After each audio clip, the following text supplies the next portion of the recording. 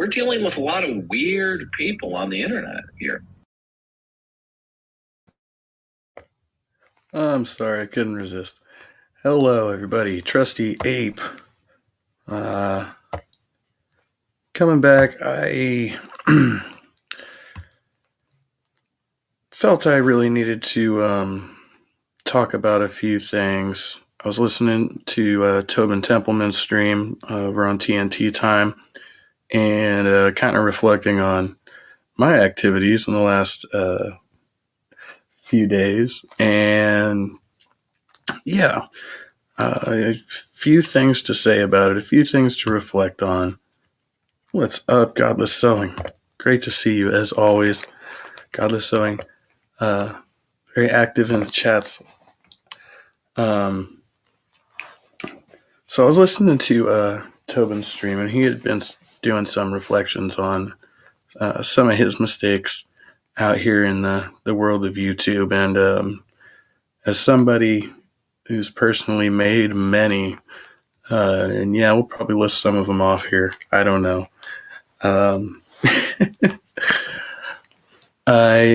Sometimes it's hard to believe that I'm still active on here and have like a presence, sort of, or whatever. But or that people pay attention, and it's awesome that people do. And there's a certain element to content creation that tends to, like, when you're out there and you're in chats and you start to get comfortable, you start to get into your zone, it will start to like reveal a lot of the negative tendencies in people and the weaknesses, and it exposes you pretty quickly. So I recently started watching a Matt Dillahunty video at the Atheist Debates, and it got a little carried away there.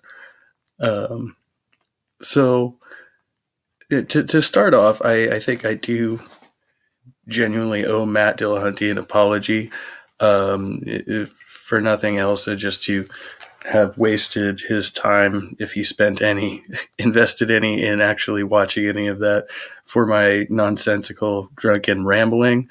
It's not the best way to come off.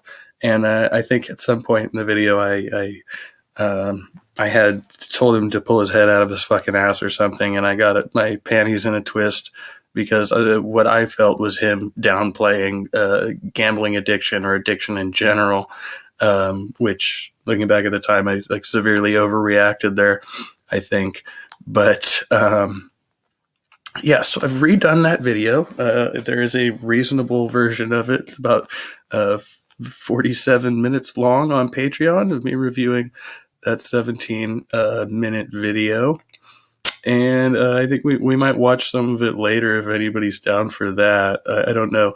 There were actually some reasonable arguments there I think I made, but for the most part, I think Matt's point in making that video was entirely different than what I initially suspected it was. And I owe Matt an apology for that. And hopefully the Redux will be somewhat of a redemption. But not just that. Looking back on it, I have been a Matt Dillahunty fan for several years. I was, a big fan of the Atheist Experience for a while he was on there. And I spent a lot of time, I would say that's where I got comfortable in live chats. And I am probably one of the reasons they are so restrictive now, because similarly, back before I was ever talking on YouTube, I would go troll people's chats. I would troll Joe Rogan chats, Sam Harris chats, and the Atheist Experience. And I was a bit of a handful. I don't remember having too many of my comments actually deleted by moderators. I got several slaps on the hand.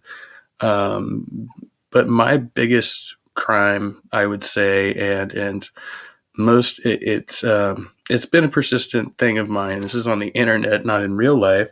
When I say in real life, of course, we differentiate that kind of loosely, because I've come more and more to recognize how these things might be affecting the people who are really on the other end of these streams.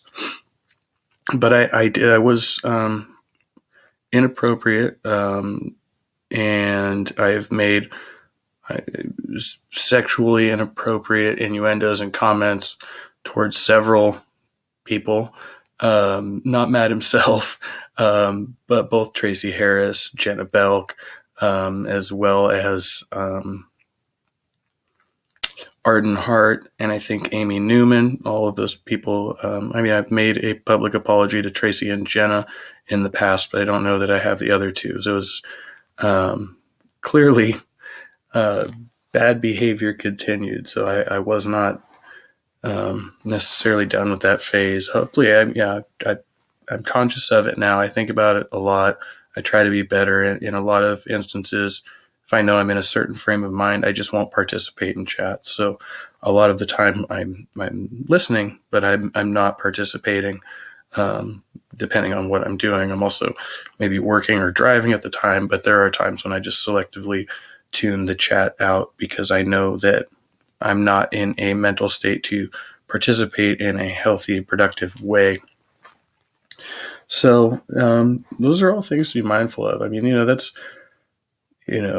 as much as it may seem like I'm downplaying it, I think it's extremely gross behavior, and I expect better from myself. There are times when flirtation with certain individuals in the chat has seemed to be well received and appropriate, but I don't know that for sure. Unless somebody really returns the. Anyway, it's just kind of like in real life, except there's a screen and a keyboard between you, and sometimes an audio avatar, which might make the situation harder to read. But generally, I've come to the realization that most people in the online sphere really aren't looking for that sort of thing. And so I try to just tune it out when it goes through my mind, bad thoughts. Is there anybody else? No, I think I'm going to continue to troll Darth a bit in my off time, just because he does get the best fucking quotes out of that guy. You just one-liners and little shit when you catch him.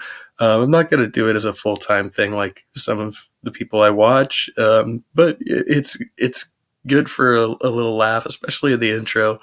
I don't know. I think so. That's my personal opinion.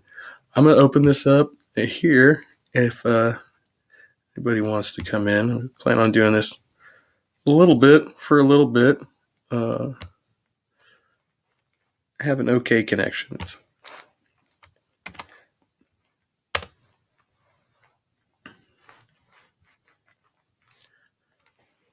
Put that out there.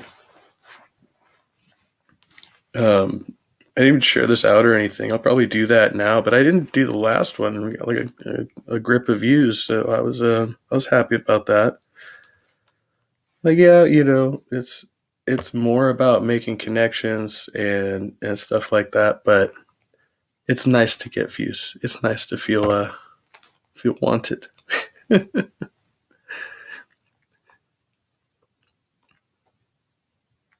I have my headphones on, so hopefully you won't hear me talking back to myself.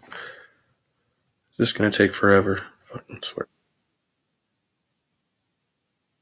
Alright, there we go. Not too bad. It looks like my audio avatar is still missing for some reason. I see it on my end on StreamYard, but I don't see it on the Facebook or on the YouTube stream.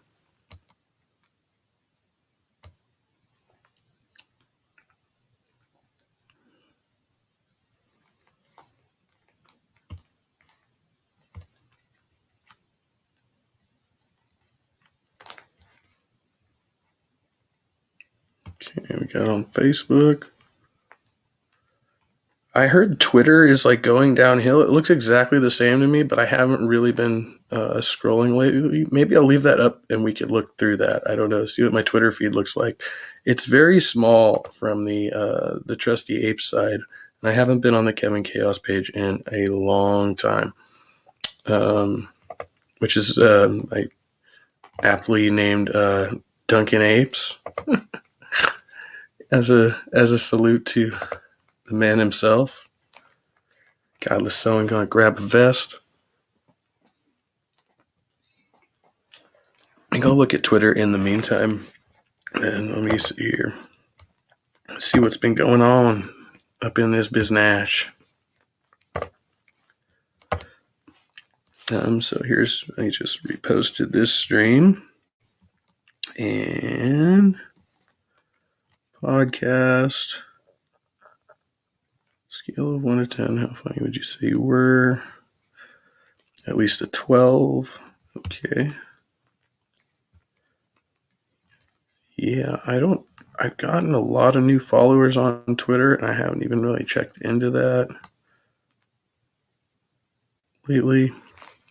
If an alien said, take me to your leader, who would you take them to? Bring them to me. I'd love to have a chat. Yeah, that's decent. I get with that.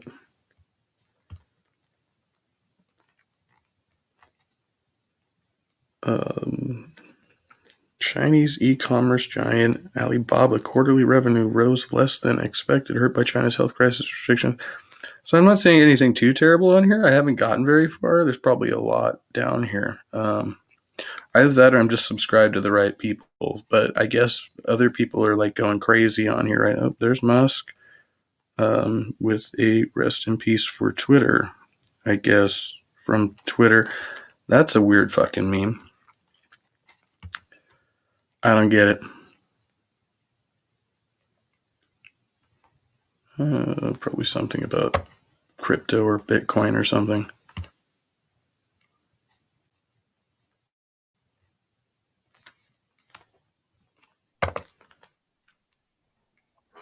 How's it going?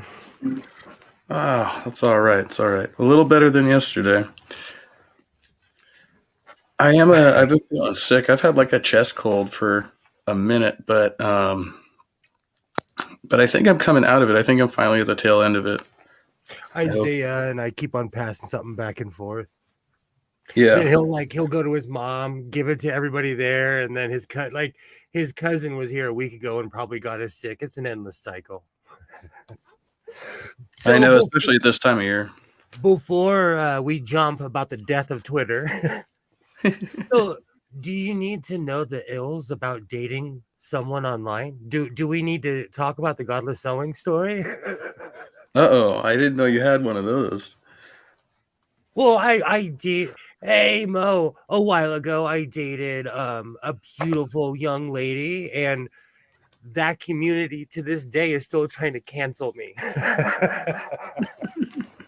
Oh no! All right. You know what it is, and I'm gonna tell you honestly. Like, people get online and they become like envious of each other or jealous, or like they're constantly looking on the other side, thinking that person's life is you're either better than them, or if I was in their shoes. Like, I don't know. I know another person online who recently got catfished, and like went through the whole process of packing all their stuff and moving to another state, only to find out the whole thing was a hoax. Oh, see, I have to see your face. I'm old school. Like, I'm old school, like drug style. Like, I don't need tour guides hand to hand. I need to see your face, man. Like, right. Wow. That's been my thing with all these Snapchat girls. Like, no, I don't even care if I see your face. Like, I need to like do the whole like verifying people when they come into the open room, like hold up 4 fingers, like all that good shit. Like, exactly. No, seriously. You think that's funny, but I live like that because I'm not saying this to be derogatory. It's just true. Online, I go by Vegas rules. If she's really hot, she's a hooker and wants to take my money. And that goes for men too. I'm an equal opportunity employer. If some really hot guy, which has happened recently, slides in my DMs, nope, you're a scammer. Get out of here. Get out of here. Like some Brad Pitt looking dude. No, bro. Like, that's not even your real picture. I'm cynical though, because I've had a lot of relationships in my life. So I'm cynical. Like, the thought of getting in a relationship is already like, eh. So if I think you're just trying to yank my chain, I'm going to give you the stone cold salute. See, I've got a lot more like experience with, well, I mean, I would say I've had more long-term relationships, so I'm not really familiar with dating. Like, it's always really awkward for me, like trying to first get in with someone and figure out who's receptive to the game and stuff. Like, Because I'm a uh-oh. talker, because I'm such a talker, I usually never see it coming. And then someone's like, "Hey, we should go out," and I'm like, "Oh, okay." Because I just meet people and start talking. I don't know. I did not necessarily have a good experience. And still to this day, people judge me because of that person. And I haven't been with that person in a year and a half, almost 2 years now. And our mutual people that we knew in between are still bringing it up. And I'm like, that was a few ex-girlfriends ago now. I am fortunate. None of my exes have like gotten into streaming or anything like that. One of my exes, 1 out of 3 was very supportive, and the other 2 promptly blocked my ass on like every social media platform. So I was just explaining this to my son. Like, my ex-wife and I, we did that. We mutually agreed to block each other years ago. But I've been divorced for over like 11 years now. And so we've had a long time to get over each other, but we still are blocked. I send her pictures though. Like even today I shared something on Facebook and I sent her the pictures. Because I'm not a hater, we just right. blocked each other. Yeah, I think that was, at a time when I was telling a lot of stories about my past, and I know at least one of them contacted me. I'd listened to one of them where I was talking about relationship. Even though I didn't like mention her by name or whatever, she was like, "I remember that. You're talking shit about me." I was like, "I'm not talking shit about you. I'm just telling people about my story." Like I really didn't think about it until my ex-wife corrected me one time on a story I was telling online, and she's like, "No, this and this happened." I'm like, "Oh, you're watching." So it got me like, okay, I'm not going to talk trash about you. yeah. Because you're watching. She tells me though, like, she's not subscribed, but every once in a while she'll Google. Like, all her cousins are though. See, that's the problem though. I'm friends with her family, Right. But like I said, it's been forever, so we've had time to get over. It's different though because we have a child. We're grown adults. Online, people act like children. Some of the most intelligent people I've ever seen in my life act like rookies. Like they are brand new to planet Earth. Oh, that's the way I feel a lot of the time, but it's just because I feel like, and that's the weird thing about, like I said, like me being out here exposes so much of what I'm doing and all this stuff that goes on behind closed doors because with my exes, they're much more private people, you know what I mean? And so it created a dynamic where it's like it seems sometimes like I'm just out here like ranting and raving because they're like, well, you can't prove that, and just like I'm like, no, I remember clearly, what happened behind closed doors, and it's like when you come out and say that, that's people don't want, even if it's well in the past, they still just don't want to acknowledge the shit they did, Oh, totally. That's like, honestly, that's the reason I'm not naming names, because my ex-girlfriend who was online was a bit of a coward and let the online pressure dictate what goes on in her life. And I'm like, man, you can cancel me if you want. I got a real job. Cancel me, please. So it clashes. And I have no ill will towards that person whatsoever. I think they need to grow a backbone. But like, that crowd is honestly, they recently tried to get me off of Sofa's show because they're drama. Really? I feel sorry for people who, like, if you hate me, I am literally sitting at my house smoking weed and watching MacGyver. You see this? I'm making a shirt for my next video. Yeah, it's kind of back. Wait, let me. I'm gonna put you on. I found this really like cheesy Hawaii print, and I didn't know what to do with it, so I made sleeves with it. Like, everyone's making me out to be a Disney villain, and you know what? I'm an ex-Disney villain. But it trips me out, like how juvenile the internet is. Does that make sense? Right. Like, I'm old. I'm not even done. I'm gonna add some hippie trim to it. Nice. But I'm minding my own business and being civilized here in the house of sewing. and I'm no angel. I judge people too. I've done idiotic things online, but you apologize and move on. But also, you shouldn't let people put you on trial without you being there.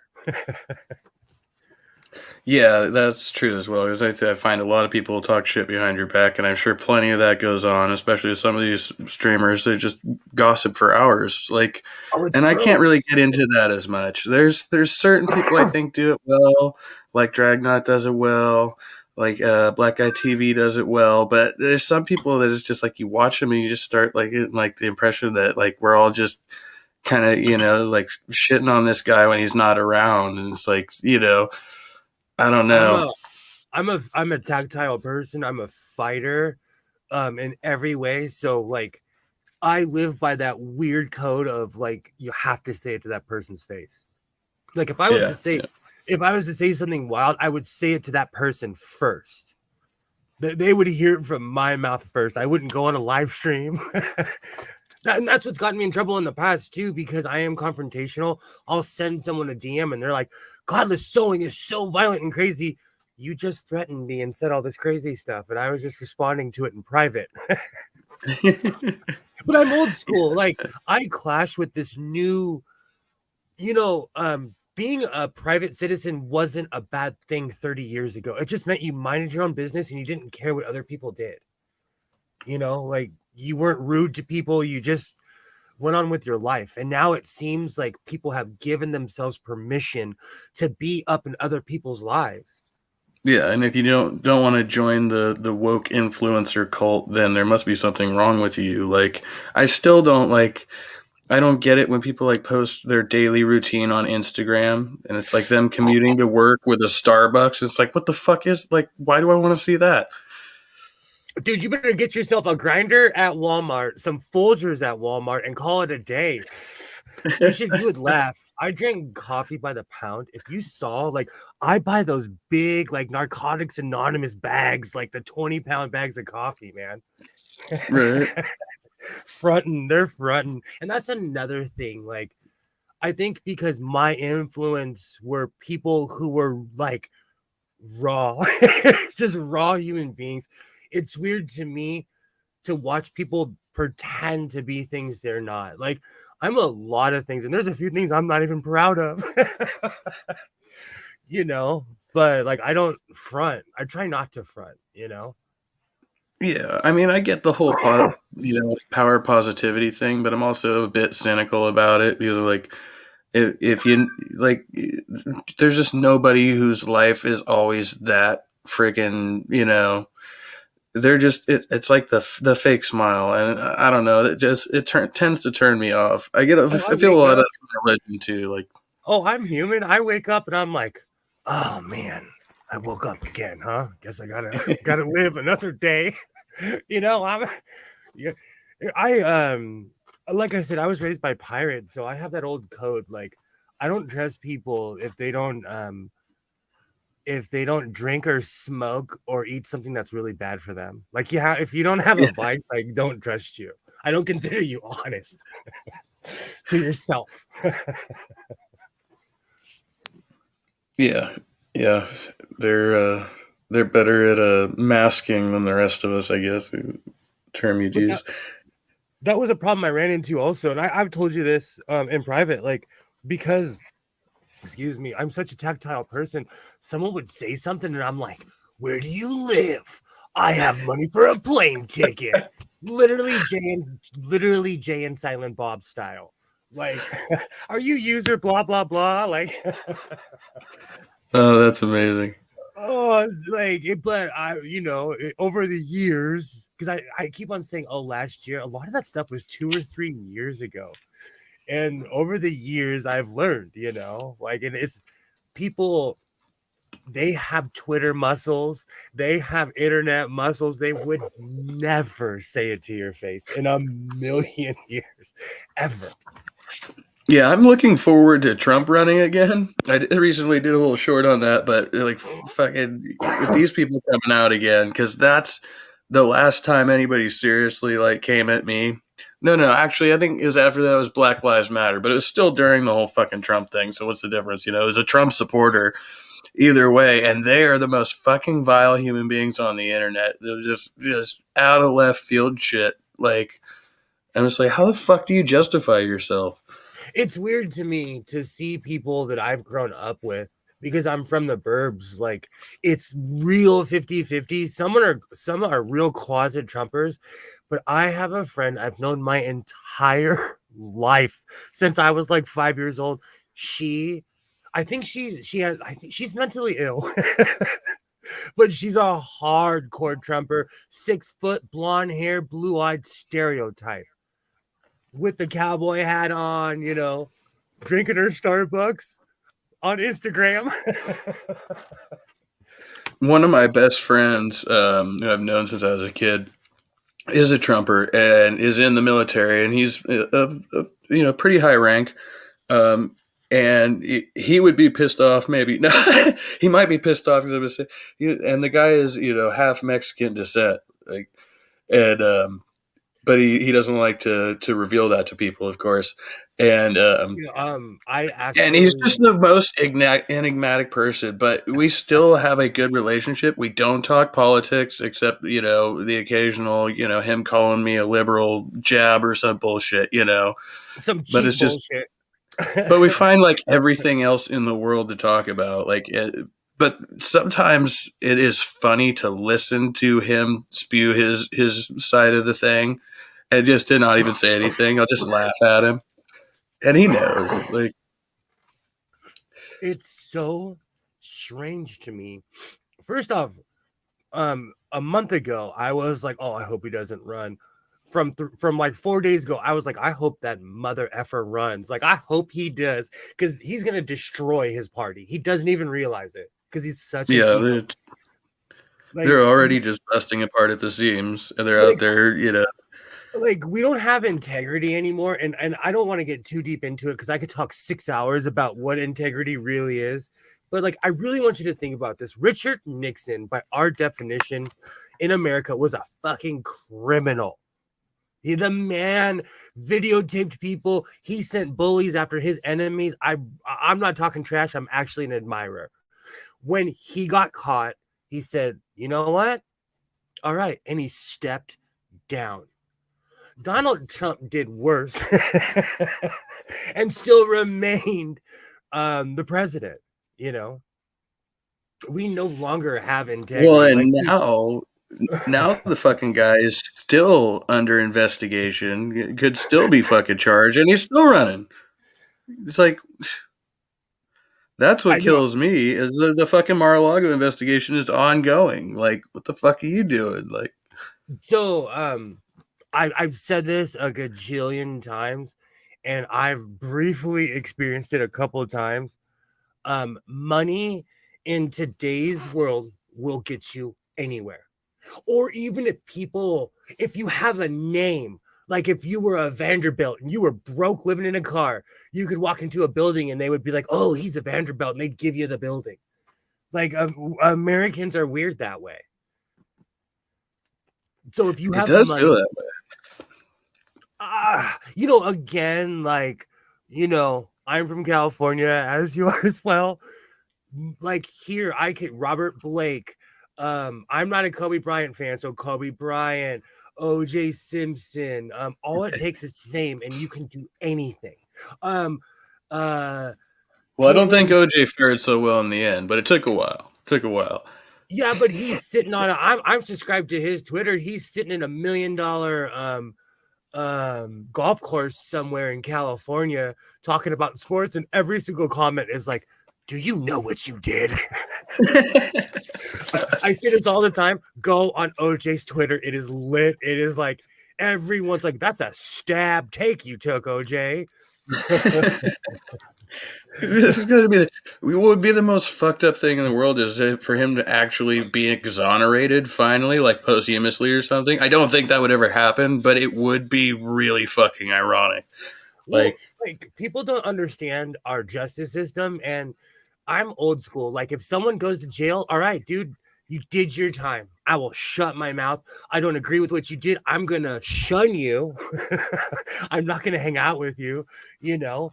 But in today's world, they want to cancel people and they don't understand what justice is. Like, well, wait. To be fair, though, when OJ was on trial, I think we still had capital punishment, right? So he could have faced the death penalty, in possibly. Cali too. In Cali, they put people down. They put Stanley Tukey Williams down. So yeah, Right. yeah, California. Um, Alexa, what year did California stop using the death penalty? From HelloBeautiful.com. California put a moratorium on the death penalty in 2006 and hasn't executed anyone since. That's what I thought, because Right. Stanley Tukey Williams was a big deal. So since 06, yeah, we had the death penalty for a while. It's crazy. It's Yeah. crazy. There's a lot of people who want to bring it back. Well, America is so divided. We're not gonna be doing anything for a while. Oh yeah. You're going to another fucking gridlock over here. I was so shocked at how because I thought as tradition goes, no matter what side you're on, if you're the president in the middle of your term, the other side usually takes power. It happened to George Bush the first. It happened to Clinton. It happened to Clinton twice. It happened to George Bush the second. It happened to Barack Obama twice. You know, and Yeah, I think it's been since like the 60s or something, right? Because there was like Yeah. a Republican boom back in the late 50s, and then the 60s the flip flop started. So Something the like fact that. that any of this happened is actually a big deal. Like we are really 50-50 split down the middle. Like each state stuck to exactly who they were.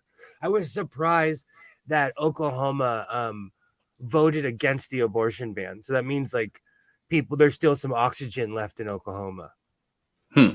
That's interesting. I didn't know It's that. up to the people. No, they left it up to the people, and the people voted. You know, so it's their choice.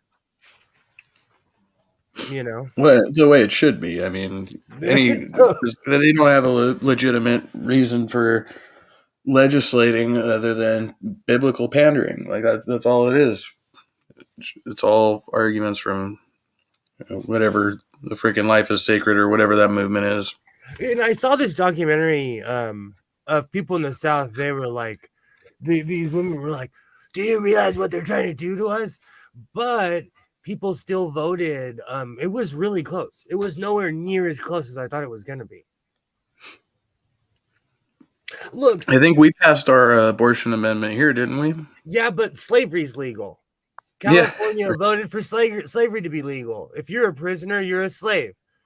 Oh, really? I missed that one. Yeah, it was 13 states that slavery was up. 13 states. And they codify it. Basically, if you're in jail, they can do anything because technically your 13th Amendment is suspended when you go to jail. Wow.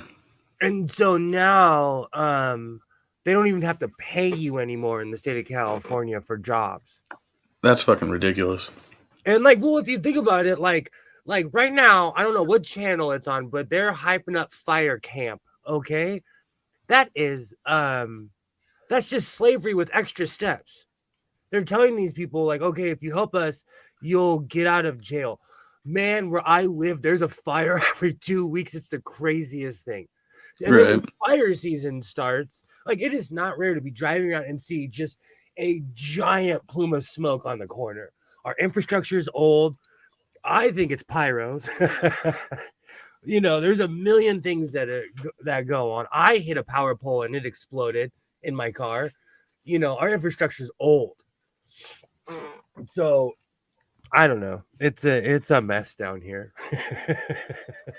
Yeah, it's getting worse up here lately, and I do wonder about careless people, just however they start fires. Like, and there's like, because I don't want to bag on the homeless population, but there's a decent percentage of them that are probably out there accidentally starting some of these things. You know what I mean? Same here. Like all these things go into it. So Totally. I don't know. You're All right. right, all right. What? What's that? What were you gonna say? No, I was gonna say you're right, and that's another thing. Like, LA is overran with homeless people. Right. But we're a fair weather city, and it's not illegal to be homeless here. Like I think it's the state of Nevada, it's illegal to hitchhike. It's in Arizona, it's illegal to panhandle. So of course they're gonna come here. Right. Yeah. And I don't know. That kind of threw me off. I was the other day. I was out and I was just walking, and I saw like a woman who like brought this homeless guy a bag of food. He was just sleeping on the sidewalk. It's probably it was nighttime. I don't know how late it was, but and she obviously had just like seen him there and went back home real quick to get him some stuff, and she was covering him up with a blanket, and I was just like, damn, like it just hit me. But like even here, like there's just so much wealth, and I think that's another reason that it's like it seems like more people can really afford to actually help other people. Whereas like we were talking about the place I used to live up north in Redding, like and it's very isolated, and it's still very white. It's still very racist and privileged, and you just don't like. She was trying to get help for an elderly friend of ours up there who just had a heart attack, like getting like, basically somebody to come and visit her, maybe bring her some food. And the churches up there were just unreceptive. She's like, the churches down here, they do it all the time. And I'm like, yeah, but there's like a lot more money down here. Like in reality, Yeah. that part of California is one of the most impoverished, and which is like the whole redneck cliche. It's they're all freaking trailer park boys. Like Oh, I've been there. I've been there. It is you hear banjos playing in the woods kind of place. right.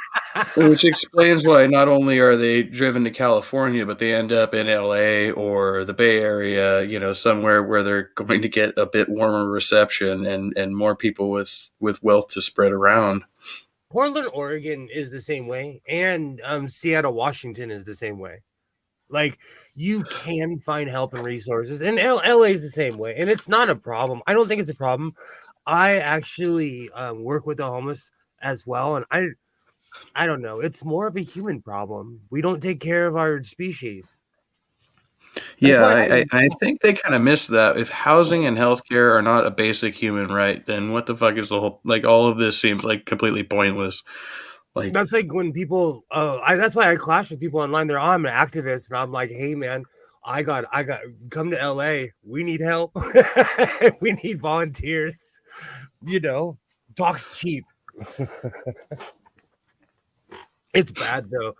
Just and it's because the economy has completely dived, and it's normal people. Like when I was in my 20s, I worked at like a Subway, I worked at a Togo's, and I worked with adults, I worked with people my age, but they could afford to work at a Togo's and still have an apartment. You could not do that nowadays.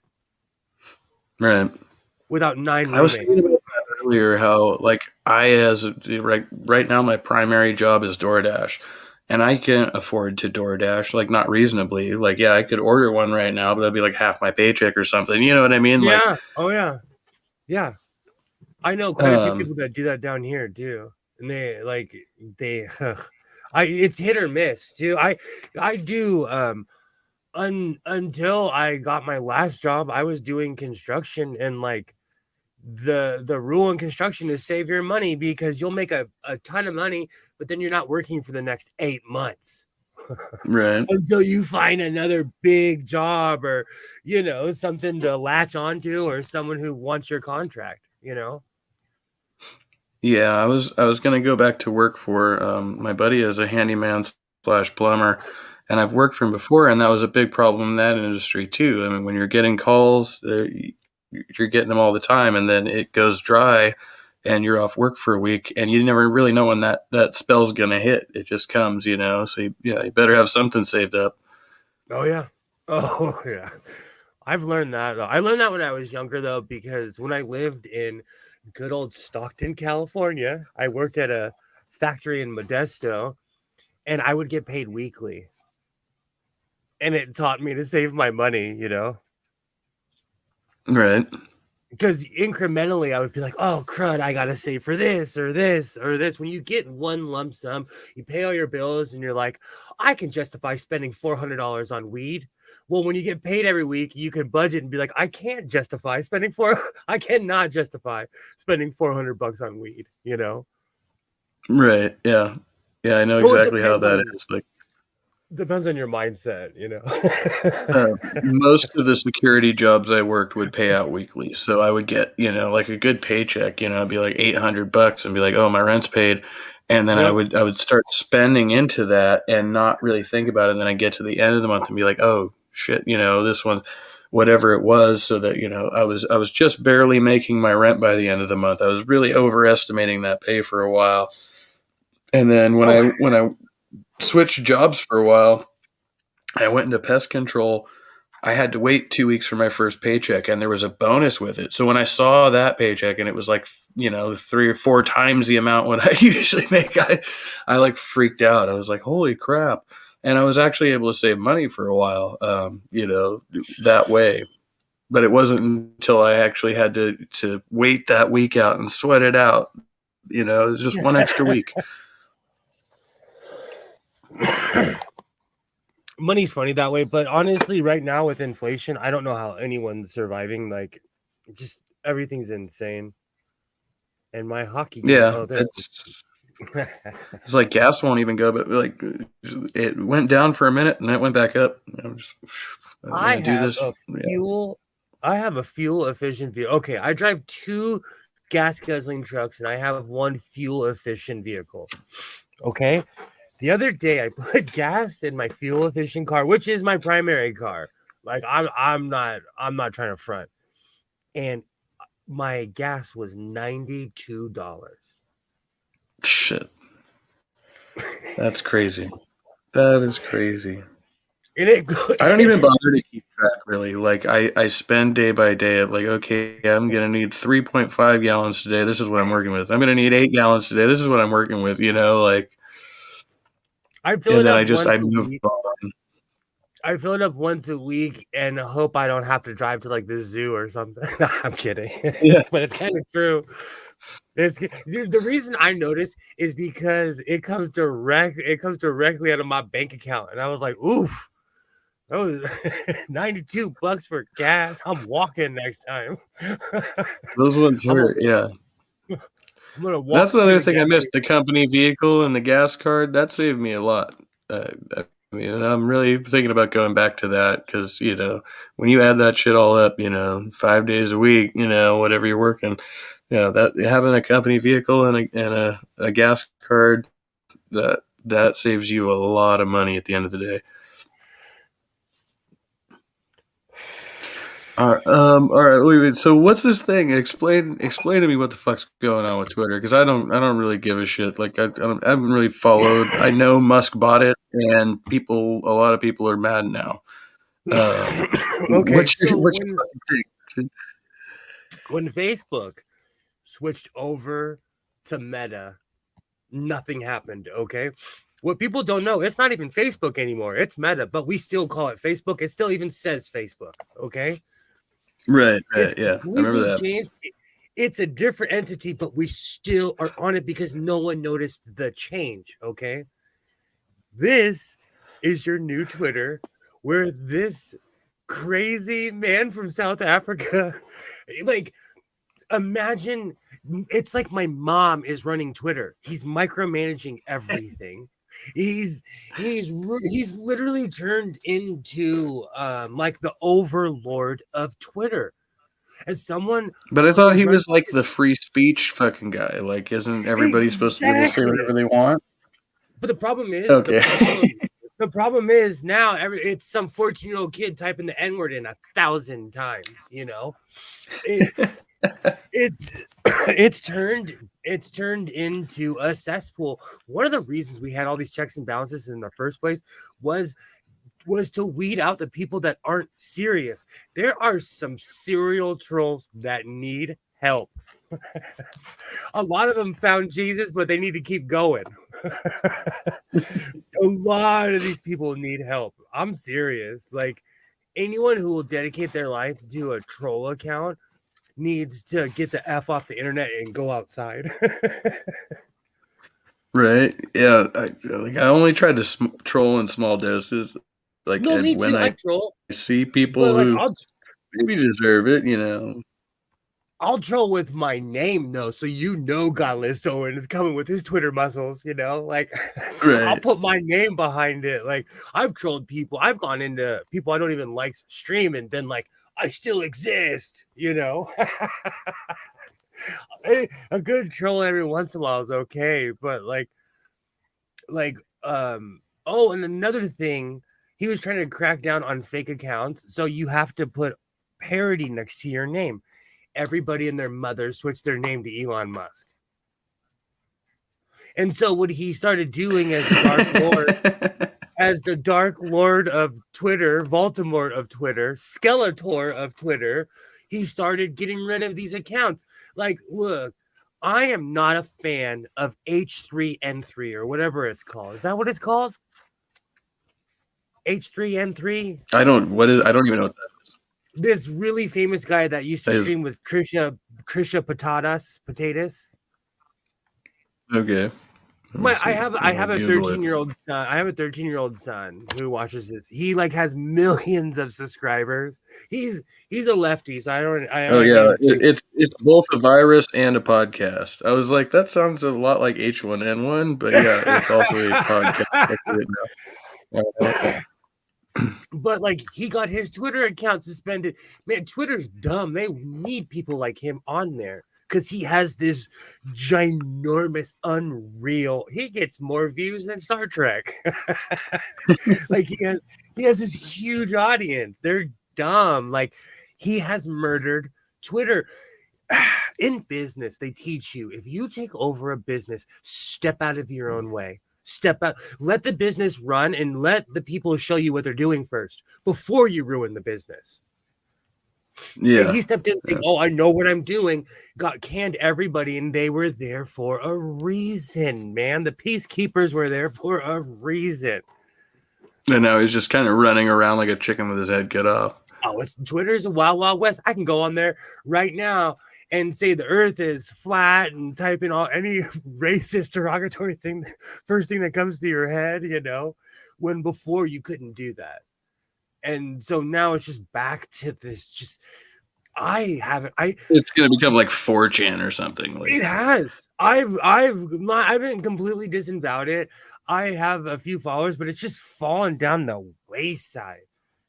It's not what it used to be. It's everybody not. I've noticed that's following me is either atheist groups or with crypto, but I that was all I followed was atheist and a couple psych and science pages and stuff like that. Same. But that was it. I really reserved who I was following on this one. So, and I'm getting more followers too. And I think because of my name, Godless, and I put atheist on every. You know what I got that from? I can't remember either. It was either one of those turds, not Frank Turek, but one of those weird preachers. They'd always say #atheist. I #atheist on every single post. Every post. I started a little bit, yeah. I don't do it all the time, but if I think it's like anything that's relevant content, I'll do hashtag. Especially #atheist, and then I put it in my Twitter bio. So it's atheist, naturalist. I think I did it recently, but it's something like that. So I want people to rather than all the flags and symbols, because. And I'm kind of 50. How do you feel about people identifying I don't know. I'm not judgmental like that. I just know other people trash people for stuff like that. Identifying atheist? No, if somebody puts bipolar pan poly tennis player, I don't care. But they're gonna get hosed by the righties that hate them for existing, Yeah, I mean, in some ways, it is like putting yourself out there as like fodder. I think. I mean, and there's something to being aligned where you're just trying to put like a vague description of yourself, but people will read a lot into it. But they're gonna do that anyway. Like I've seen people be like just super judgmental about the most petty shit. So I'm like, I'm just gonna be as transparent about what I'm about as possible and go from there. Like, if they actually want to ask questions and be serious, cool. But if they just want to bag on somebody, that's what they're gonna do anyway. But I have he, him in my bio, okay? And if I comment on something, the first thing someone will say is, that's the response I expected from somebody with pronouns in their bio. It's like, dude, I don't show my face. I want you to know I'm a dude. It's not that complicated, I don't show my face on Twitter. So I don't want it to be kind of shocking when someone clicks on my video. Because for a while, people thought Goddess Sewing was an old lady. I waffle quite a bit on showing pronouns. That's something I wanted to talk about, like more in depth too, like make like a longer stream about it, just because of like when I had a couple of like questionable streams, and I had my relapse, and a bunch of like different epiphanies came to me, and whatever, came to understanding and grips with certain things, and I'm still a little bit on the fence about it. So I don't want to be like I felt like I came out of left field on a couple people, and I kind of made it public, and so it's been hard to be like, well, I want to be consistent on what I'm saying, and I want to be consistent on like for me, it's like I want to be allied to the LGBTQ plus community and not come off as condescending or come off as like, well, there's just an easy target to like pick them apart because this guy is not like really part of that or something, like that whole imposter thing. And I was like, so is this even appropriate, or in what situations is it appropriate? Because I don't feel it's like totally necessary all the time. But I feel like when I do it, it should be in the right situations and the right spaces to where I don't just, I don't know. It started making me really have a lot of doubt about not my decisions, but the way I represent myself, like, and the way I portray myself, and like what I'm really trying to achieve in online spheres, I kind of always see it like this. Like, in my everyday life, I do not talk about my sexuality. It never comes up. No one cares at all. When I got online, it was like coming out all over again. It was a whole new world because every time you meet somebody, they're surprised at your sexuality that you've been okay with for a while.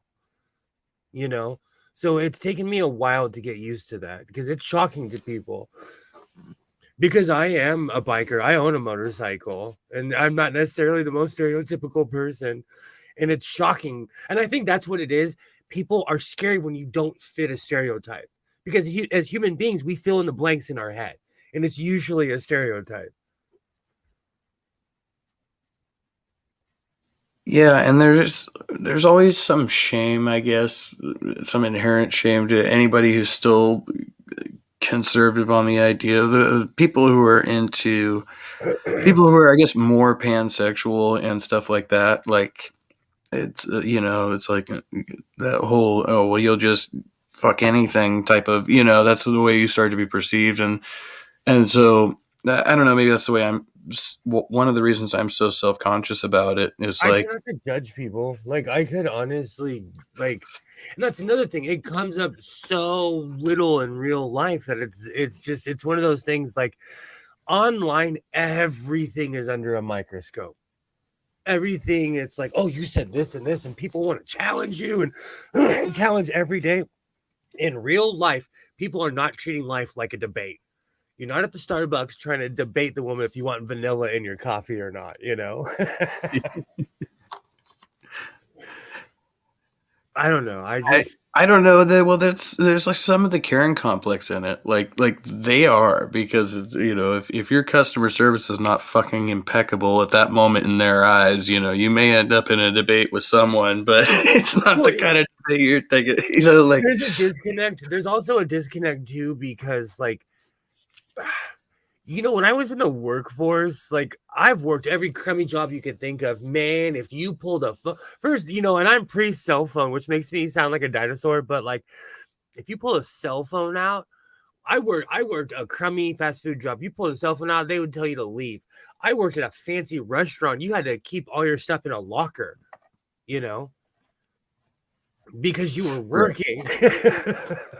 Nowadays, these kids are literally on TikTok at work like this. Can I help you? Yeah, that shit kills me. Yeah, somebody you would like get chewed out for taking a bathroom break back in the day or something. Yeah, man, it was brutal back in the day, and like I don't know, and I'm not trying to harp on anybody for anything, but like, it's just different, man. The world's changed. That's why I try to keep my opinion to myself, because the way I conduct my life and the way I run my life wouldn't work for other people, and the way that they live their life wouldn't necessarily work for me. And it's not a bad thing either way. And I think that's part of the problem online. Like, Kurt Vonnegut said it the best. Like, no one lives in society. No one. We think we do. We live in pockets of society. We live on a planet that is 75% water. We are not the rulers of this planet. We just happen to live here. Do you think we'll end up ever creating like colonies like in Waterworld? Like I think of that movie, but there's probably like better examples. But like where we have I love that movie, man. They have like these terrestrial floating colonies. Like they're doing it now in certain places. Like they have little suburbs, but they're kind of like floating out on the bays and shit. We have them right now. Right now. Waterworld. Do you think that's gonna become like the norm? Like if they become more sustainable, we could fit a lot more people out along the coastlines, And yes, and like I'm not trying to harp on anybody, but like the earth is huge. Where I live, okay, if you were ever to go to Australia, you would have to come to Los Angeles in a straight shot. 17 hours, the entire trip is over the ocean. And if you look at a map, it looks like you can walk to Australia from California. Hawaii. Oh man, it takes forever to get Hawaii from California, and it looks like it's right down the street, Right, yeah. Maps do not do the earth justice. It's huge. And that's why we have egos. I always say, as human beings, we exceed our programming because we can think beyond ourselves. That's why we try to perceive a God and say, oh, there's something out there. No, that's you reaching. That's you projecting and hoping. And you're still gonna, no one gets off this rock alive. It's one of my favorites. Yeah, we all have a God complex. Yeah. And so because of that, like, I just try to accept who I am instead of judge other people, For sure. Oh God, I was bumping 90s rap. I've been making a video all day, and I have a bunch of like 90s hits just cemented in my head right now. I'll like smoke a J and put my headphones on and blast off into. It's like my time machine, Nice. Yeah, I've been taking like short little audio clips. I don't even get you for copyright. Like if you do like certain, I don't know, short parts. It just depends. I'm like fucking whatever. I'm not even looking at getting monetized right now. I was about to say, like, if you ever feel like a good laugh, I'll show you my eligibility on my videos. Copyright strike. Like, I don't care. That's why I play restricted music. Let's go big or go home. That's several myself. There are certain songs like if you play Zapp and Roger, they will give you a strike on your channel. I tried to play the Kenny Loggins song from the Big Lebowski. Just checked in to see what condition. They literally gave me a copyright strike for that one. Yeah. Like, so there are there are certain I songs wonder if that, you get one for doing a Rickroll. Probably. You've got, yeah, that's got to be a thing. my son is Everybody's begging doing me. it. He's begging me. I'm like, man, get out of here with that. He's like, please just rickroll your audience once. I'm like, get out of here. He's gonna break into my computer one day and do it. Oh, I don't know. That was huge, and you probably will. It as somebody who rips stuff off the internet, it is so arbitrary. YouTube is arbitrary. Oh, how's it going, William Freeman? I love your name. William Freeman. Howdy, William. I won't forget your name ever. but That's William in a while. Good to see you. There's a million different rules and they don't follow any of them.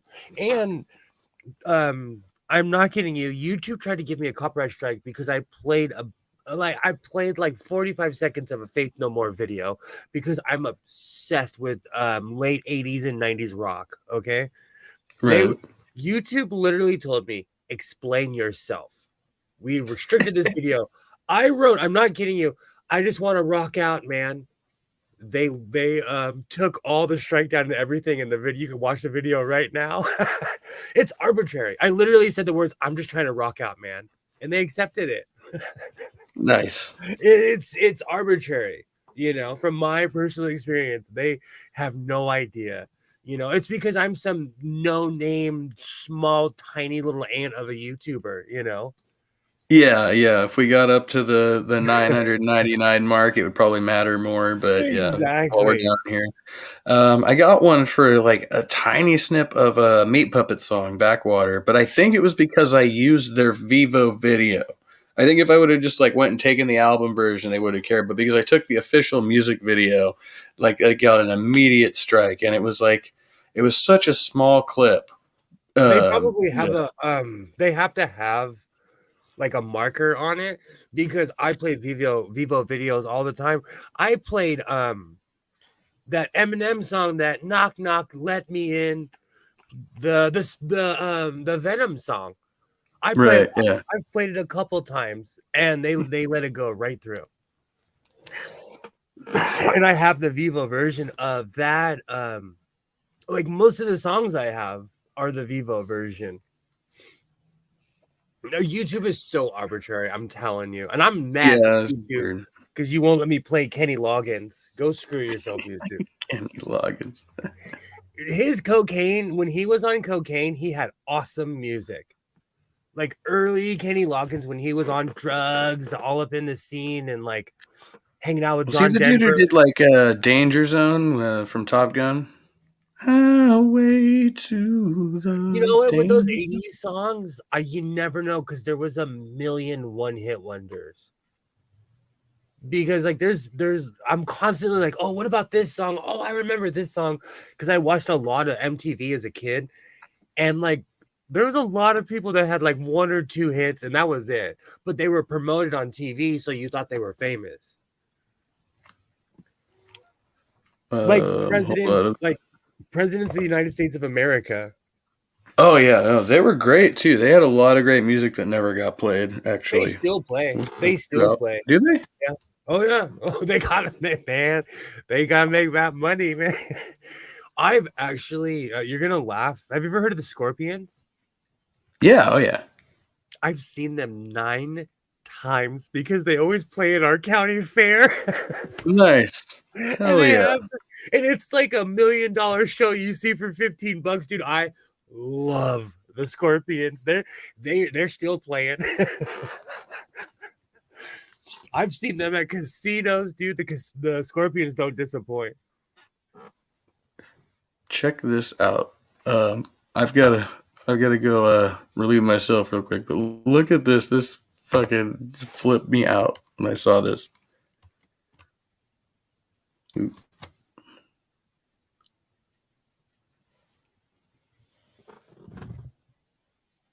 I still...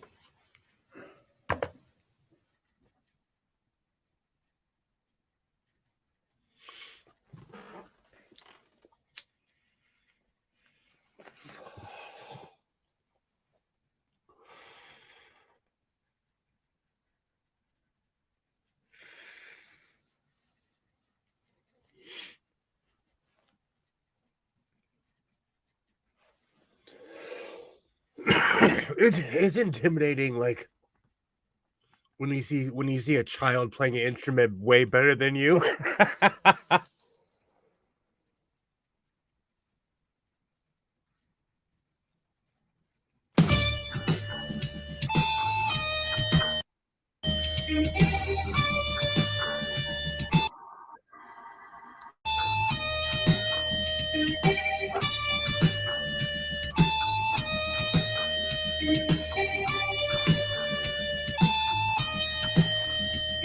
Something takes a part of me. Something lost and never seen. Every time I start to believe, something lost and taken from me. Life's gotta always be messing with me.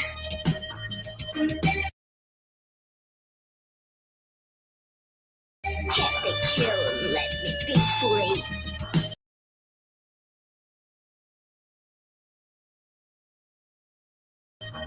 Can't I take away all this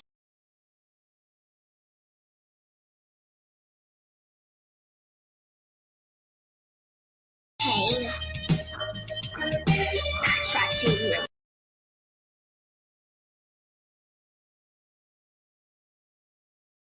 deny it all in vain.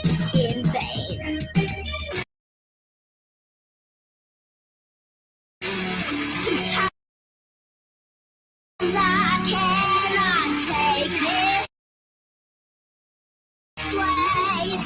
Sometimes it's my life I can't taste. Sometimes I cannot feel my face. You'll never see me fall from grace. Something takes a part of me. You and I were meant to be a cheap place for me to lay. Something takes a part of me.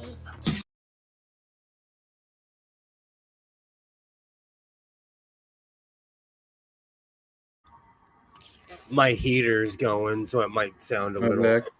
It might sound like I'm on a starship because my heater's going. No problem. I got to do it soon too. I've been delaying, but I just kicked that fucking thing over. So I don't know. Did you get? It looked a little glitchy, but you got to hear I was most of that, rocking out. right? I was when I had to leave the room, but I was singing. You know, I know the words to that song. I was singing. I was like, if I'm gonna get a copyright strike for something, might as well be this, you know. So I'm telling you, like, I kind of look at it like, look, I'm not famous. If I ever become famous, I will stop playing music. But I'm one of those people that I am like driven by music. There's a soundtrack to my life, and I want to share that with people. So if I share my crappy songs from the like early 80s with people and they like Shalimar, good for you. That's how I've always felt. Yeah, there's always a song playing in my head. It's like, you know, more recently, I think, you know, like the adulthood, like it just, you know, starts to kind of fade out, and then you're like, man, I really want to bring that inspiration back. And then you'll hear an album or just anything that's just really inspirational, you know, like I sing keeping that alive. I sing How the Cat Get So Fat all the time. And even if it's easy to be free, I randomly will be in line and just start singing that song. Nice. It's kind of an age test to see, like, all right, who's over 40 around here? There was a younger generation that loved No Effects too, though. Yeah, absolutely. I'm amazed they're retiring, but then I'm like, that's actually really good timing because they put out an incredible catalog of shit and they helped a bunch of other bands. And they're like, you know what? We don't want to be, you already did the geriatric punk rocker joke, they don't want to live it, so it's like. Honestly, he kind of ruined it for everybody because he didn't fade off into the sunset. Like, we all see what happens when you stand in front of speakers and take a bunch of drugs for 50 years. Yeah. And honestly, I've seen some of the worst live show blunders from them. It's amazing, but they're just so real. Like, I've been to Ozfest like 15 times. I thought it was 17, but I've been to Ozfest 15 times, and Ozzy was a mess back in the 90s. Right. He was a mess back in the day, Matter of fact, when System of the Down took over, that's when the show just became unreal. Because Ozzy was they know how to put a show on. You're gonna laugh at me, okay? But a long time ago, I went and saw Weezer, and it was. I love Weezer. I love Weezer, man. I'm a Weezer stan, but it was Tenacious D, it was Jimmy Eat World, Tenacious D, and Weezer. You know what? I'm not kidding you. Jimmy Eat World, they may be a poppy band, but they know how to effing play. They put on a show. I couldn't believe it. Like there's a difference between being a musician and being a rock star. You know what I'm saying? Yeah. And they were musicians. Like, I was so shocked. And they were from Arizona. I saw the show in Arizona, and they were like, I'm from here. I saw Morrissey here. And they played Morrissey for 20 minutes. Fucking. I was shocked. Like, so you never know. I actually saw them again after, and they still rip. But now that they're not famous, they actually play really good shows. But it was a band that I was kind of like, why are these guys on the bill? But they know how to play. I was shocked. So I recently saw a tweet about Morrissey. Morrissey was in the tweet. This confused the shit out of me. And the underneath the tagline was, "Why do you still support this fat, sweaty, racist piece of shit?" And I was like, "Wait, are we talking about Morrissey, or is this somebody Morrissey is supporting? Is Morrissey a racist piece of shit? From what you know, I never heard that one." Okay, so if they're not, and I've recently been called everything under the sun, so come at me. But if they're not being called racist or transphobic or something, look, do not vicariously live your life through somebody else, man. I am obsessed with Richard Dean Anderson, but I know he's not MacGyver. I know he's not Jack O'Neill. I know that if his car broke down, he probably couldn't fix it like the rest of us. I know these things. And if he tweeted something idiotic, I wouldn't go throwing away all my Stargate crap, Yeah.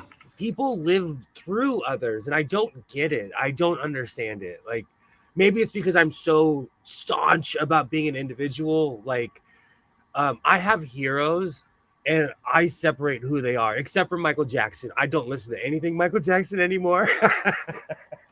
Well, I do differentiate sometimes between who I'll listen to personally and who I'll support. I'll be like, okay, this person, I don't know, one example I've used before is Screwdriver. I think Screwdriver's made some great music. They're ideologically fucking pieces of shit. They are overtly racist, but they've made stuff in the past that was good, that had nothing to do with their racism, or at least, not overtly. What about Pantera? Are you a Pantera fan? Yeah, oh yeah. Same thing goes there. Phil Anselmo literally during 2019, 2020 was on stage throwing up the Hitler salute and got tackled by his own bandmates. But I loved Pantera. You know, but I mean, like I said, I will still occasionally indulge in that stuff, but I don't go around sharing it. I don't go around sporting their shirts, and that part no, went out the exactly. window. Yeah, I would wear one ironically just to get stared at, especially one with the Confederate flag on it. yeah. But that's more because I'm a controversial person. But like, no, I agree with you. I wouldn't wear their stuff either. You're right. There is a fine line. For sure. I'm just not one of those. I don't know. I try not to put. I'm an emotional person, so I try not to put my emotions behind everything. You will be physically exhausted at the end of the day if you did. There's a difference between insanity and passion. Right. Yeah. Yeah. Try not to be insanely passionate. I don't know. No, because and I hate to go back to religion, but it's a good thing to relate to. Like when I stepped away from all of my weird religious practices, I took one big step back and was like, wow, these guys are weird. They eat fish on Fridays. These guys eat bean pies because someone told them to. This guy wears a funny hat just because someone told him to. Like, we're creatures of habit,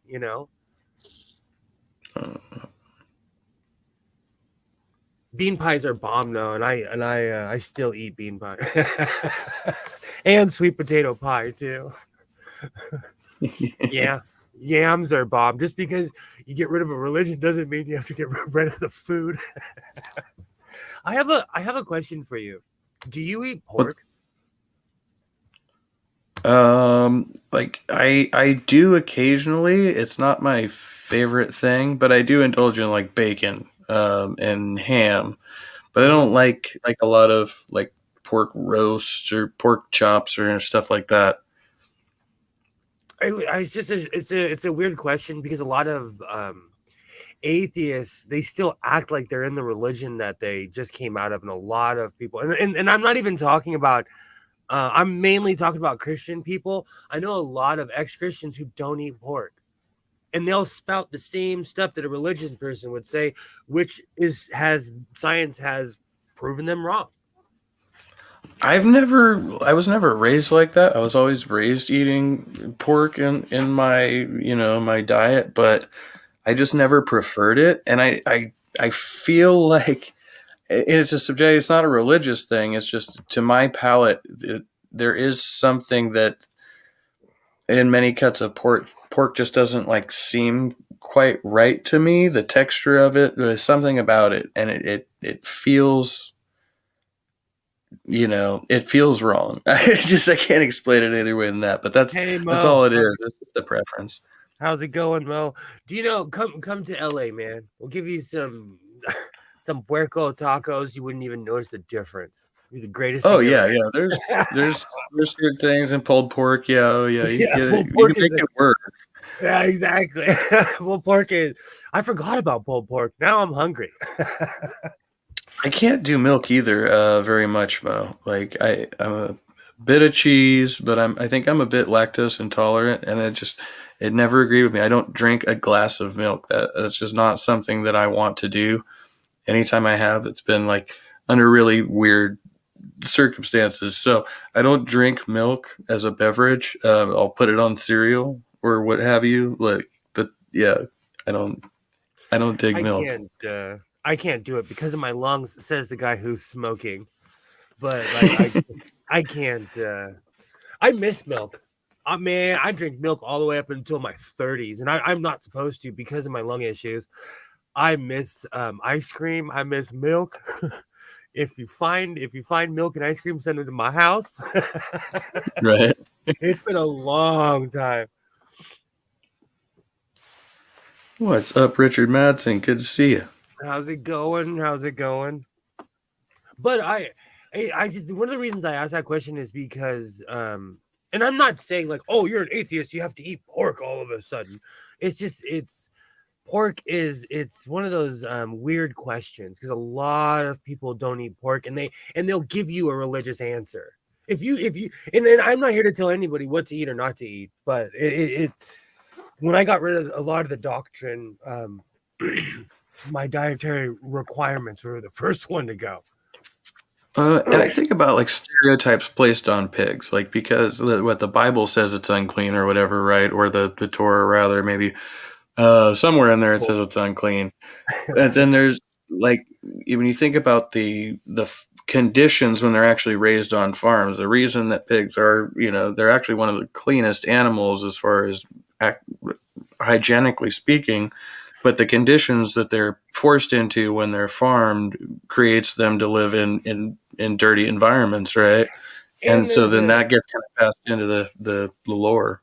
Yes. And as somebody who actually works on farm animals, there's a big difference between what we eat is a Babe, like when you think of a pig, you think of Babe the pig, a pink pig. Okay, that is a USDA invention.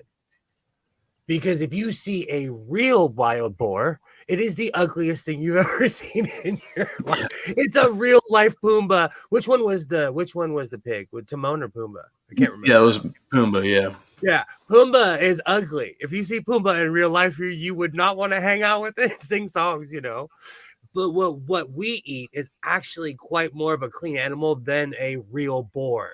There's a difference. We eat a laboratory animal. Same with cows. We've made them into what they are. Corn Right. is the same way. We've genetically modified it. Wheat, all the stuff in our diet. We've geared it. So, there's a difference between a pig and a farm pig. And I think a lot of the time people are describing the pigs that they would see out in the woods, and any animal that you would see out there to a Westerner is gross. I love seeing people who don't ride horses. I love seeing their first reaction when they see a horse, because horses are humongous. They're overbearing and they run towards you. Right. I love seeing that people flinch or they'll back up like, oh, what do I do? Like I don't know. It makes me laugh.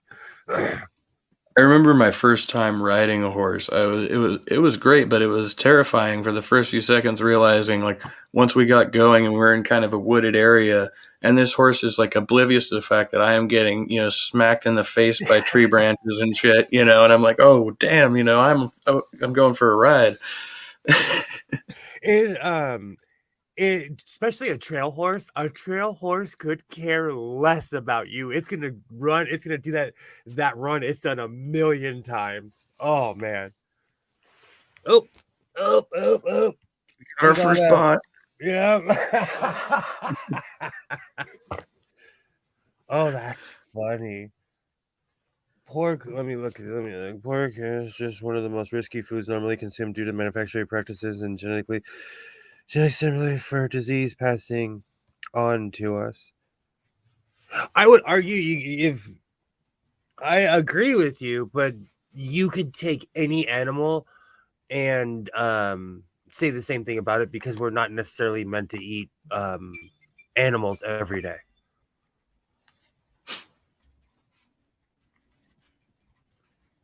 We like that again. We literally redefined our food. That's yeah. I think that's a big reason for obesity too. A big reason for obesity is people who need to eat meat every day at every meal. I don't know. That's a theory of mine. Well, I've actually been to countries where people do, but we eat processed foods in America. Like, if you go to Italy, they eat they're carb heads, but they're a little bit more healthy than we are because not everything's processed. The same thing like in Mexico. The worst thing that ever happened in Mexico is when they got AM, PM, McDonald's, Burger King. In America, we put salt and sugar in all of our foods. Check it. Sodium or some sort of potassium or something in all of our food. I believe that's true, or at least most of it, yeah. And so if you take an Australian 32-ounce soda and an American can, there is more sugar in an American can than an Australian 32-ounce soda. of the same What I brand. find strange is that when we get the Mexican colas and stuff like that, and they're made with real sugar, not with corn syrup, and you can very much taste the difference. Oh, they're so bomb. I drink them.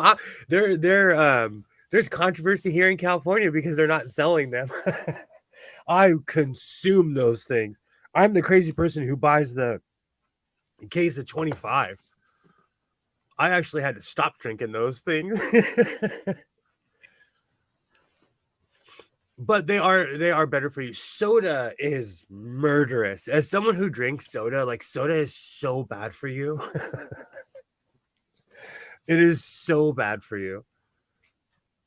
Yeah, I mean, I can't say I've done a lot better. I did stop drinking soda, but I traded up for beer, so I think it's probably just just as bad, if not worse, for the alcohol content. So, good job me. But yeah, I very, very rarely drink soda, but I used to be addicted to Mountain Dew. I would drink like a 2-liter of Mountain Dew in a sitting. I'm in a really weird Pepsi addiction phase of my life right now. But as someone who's in their 40s, I didn't start drinking soda until I was in my 30s because my parents were like I was raised old school. And anyone who comes from that like what is the saying? Spare the rod, spoil the child background just knows, But so of my conditioning, I just didn't have a taste for soda. And something happened to me in my 30s where I got that sugar. And I am a Pepsi addict. I'll admit, I'm a Pepsi addict. I don't drink alcohol. I do not consume tobacco, but I drink a ton of Pepsi.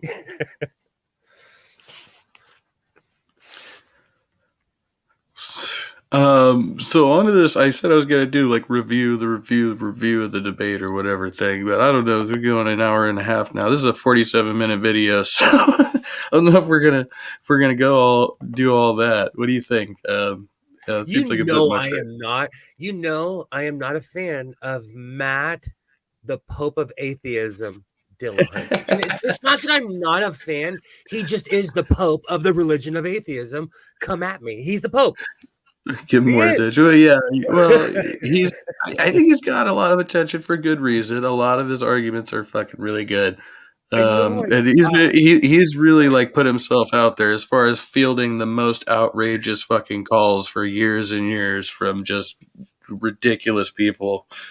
And I will say, in my defense, it's not Matt Dillahunty that's made himself the Pope. It's Christians. Do you know? Yeah. There are people who I didn't even know were online who have asked me, "Do you know who Matt Dillahunty is? Do you know who?" Like, I'm like, "What? You watch YouTube?" Like, just shocked. He is the atheist Pope to Christians. Just how Lawrence Krauss ruined everyone's life by saying something came from nothing. He did. Yeah, and now he has to spend the rest of his career walking it back. and like, I am at the point now. I'm friends with a lot of evangelical Christians. I live in a neighborhood of Mormons, Jewish people I've known my entire life, and they always ask me like, what? And they've literally will have heard this in church, or it's a snippet. They'll be like, well, atheists believe something came from nothing, and my new line is, I'm not an astrophysicist. And I will deadpan not say anything.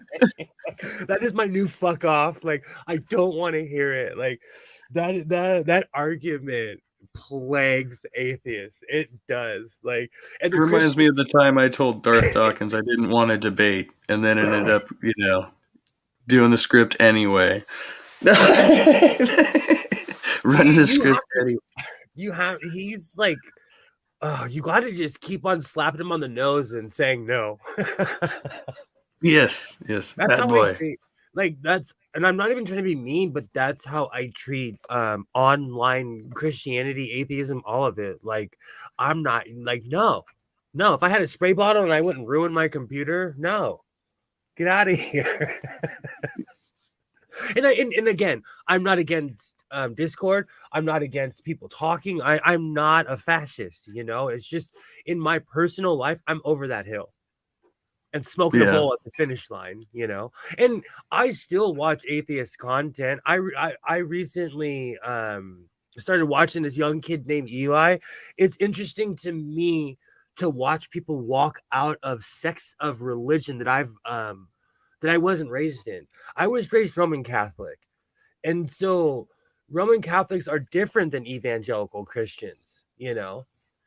Roman Catholics are like like it's much more spiritual than like rules for your everyday life. And Catholics Yeah. are fascists, but they're like, you go to church, they're talking about the moons and the stars and how you feel and the Holy Spirit and everything. They're not telling you what to eat and, you know, at And I least think the Catholics, by and large, that I have known in my personal life, they're not so constantly preachy. It's not like, Yeah. but they do other things that are like they pray before every meal. They do that, you know. But then they're not going to church every week. They're like just for Yeah. mass, you know. We're not going to preach about it, that type of thing. Like it's not as prevalent, but it is in other ways where it's more just ritualistic, I guess. Very Like much so. And like when I was a kid, my brothers and sisters would tell me like, hey man, we lucked out, you have no idea, because our parents were like all about appearance. So they were like, look, just don't make us look bad, you can do whatever you want at home, you know. And Christians like weren't allowed to watch like Beavis and Butthead and like you know. And my parents had rules like that, but if they were like passed out, I would watch it anyways, and then I wouldn't get in trouble for it, you know what I'm saying? I And remember when I was a kid, I would go over to my Jewish friend's house, and he could pretty much had free reign to do whatever he want. We would play video games and watch South Park. That was the big thing. We all got into heck South yeah. Park when it came out. And then one of our Christian's friends' parents found out about it, freaked out, and he was no longer allowed over. But I just thought it was funny because they were like Orthodox Jews. So in my mind, like I thought they were kind of the same thing, you know. And I was like, oh no, this guy's mom is okay with us watching South Park. And this was like, he can never come over to your house again, you know. That Like, was that is so weird to me. Unless I don't know. See, but my parents were like smokers and stuff, so they didn't care, you know. It was a different time. Like my friends, they'd go home smelling like smoke and no one cared. Nowadays, you'd get a phone call. My ex-wife smokes, and sometimes someone will call and be like, "Oh, back in the day, the school would call and be like, "Oh, your son's backpack smells like smoke," and I'd be like, "Yeah, because we smoke." What do you want from me? I'm sorry, I'm a human being. I'm sorry. What do you want from me? see, I don't know what it was like down there, but when I was younger, being a smoker was like, you know, all the parents knew. But if your teachers caught you, especially if the cops caught you, that was my number one thing to get busted for was smoking, because I didn't really think about it. But up in Reading, dude, they were on you like white on rice. Saw a kid with a cigarette, they would roll you hard. You're like, whoa, dude! Like I did not expect that reaction. I'm not saying it was like the covered wagon days, but like everyone smoked when I was a kid. And I talk about this with my friends. Like, no one smokes now. No, as far as the younger generation, propaganda works. It works in both ways. And the younger generation, they do not smoke like mine did. When I was a kid, man, you could walk up to any 16 or 17-year-old, be like, give me a cigarette, and they would hand you one. Even the square kids smoked, you know? Yeah, and most of us, you know, at least in my clique, we were stealing them from our parents, you know, and our parents kind of probably knew most of the time, you know, like there'd be times you get away with it. They'd be like, I still laugh to this very day. A friend of mine, for the first 2 years of high school, he would steal his grandmother's Virginia Slim 150s. We look like Zsa Zsa Gabor smoking these mile-long cigarettes. I don't care. I was hooked on those things in high school, man. Like I would be like craving them in the morning, you know. I would take whatever I could get. Virginia Slim, Moors. You remember the Moors with the brown wrap? Of course. I smoked Trues with those weird filters, you know, like Nowadays, kids do not smoke like they used to. It's so different. It is so different now. I actually work with the youth, and it's weird to me that the kids don't smoke. Like, it's just weird. Yeah. I mean, I think it's better. I mean, there's they have vaping, which I don't know. I don't think is really a great alternative. We'll see. The jury's still out, but like Okay, so I'm one of those dickheads that I would have called an asshole when I was younger. Who, like, if I think somebody's underage, I'm not going to give them a smoke. Just it's like, what's really I'm not funny? going to get involved in that. Sorry to interrupt. I'm the same way. When I was a kid, I was the number one kid. We used to call it pimping beer. And because I spoke Spanish, my friends would always elect me to go. And plus I was the bold one too. But like there were grown men that I'd hand them like $40 and be like, buy us as much. And this is literally 26, 27 years ago. That would literally get you like more beer than you could carry back in the day, and they would buy me beer. And flip the script. When I lived in Stockton, some kid asked me to buy him beer, and I was like, go stuff yourself, kid. Like, sorry, no way, It's one of those weird things. It's really funny. I put on my stop cam because I didn't know if he had rules about smoking on camera. No, but I'm definitely one of those people. I will not buy booze for a minor. Maybe it makes me a total wiener and a hypocrite because I was that kid who totally would partake in that, but I don't know. Plus, I think everyone's a cop. I think everyone's a cop. Right. And now you do have that, I guess, where they have kids they recruit to go out and try to solicit you for the bureau or whatever. I don't have rules about smoking on camera. Actually, I came on just to smoke, but also I don't. I'm like sitting here in the dark, so I don't know how that looks. But I've had this for like 10 years. It's solid glass. I've dropped it 1,000 times. I've taken it camping. Smart. It's smart. Nice. It's a practical pipe.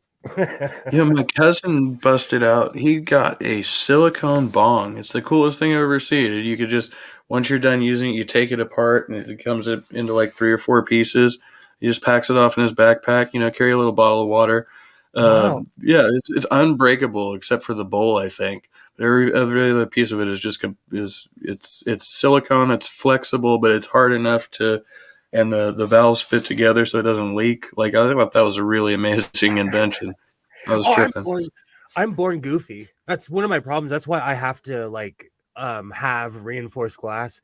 And I refuse to smoke out of metal because I feel like my entire generation is going to get Alzheimer's because we smoked out of aluminum foil in the 90s.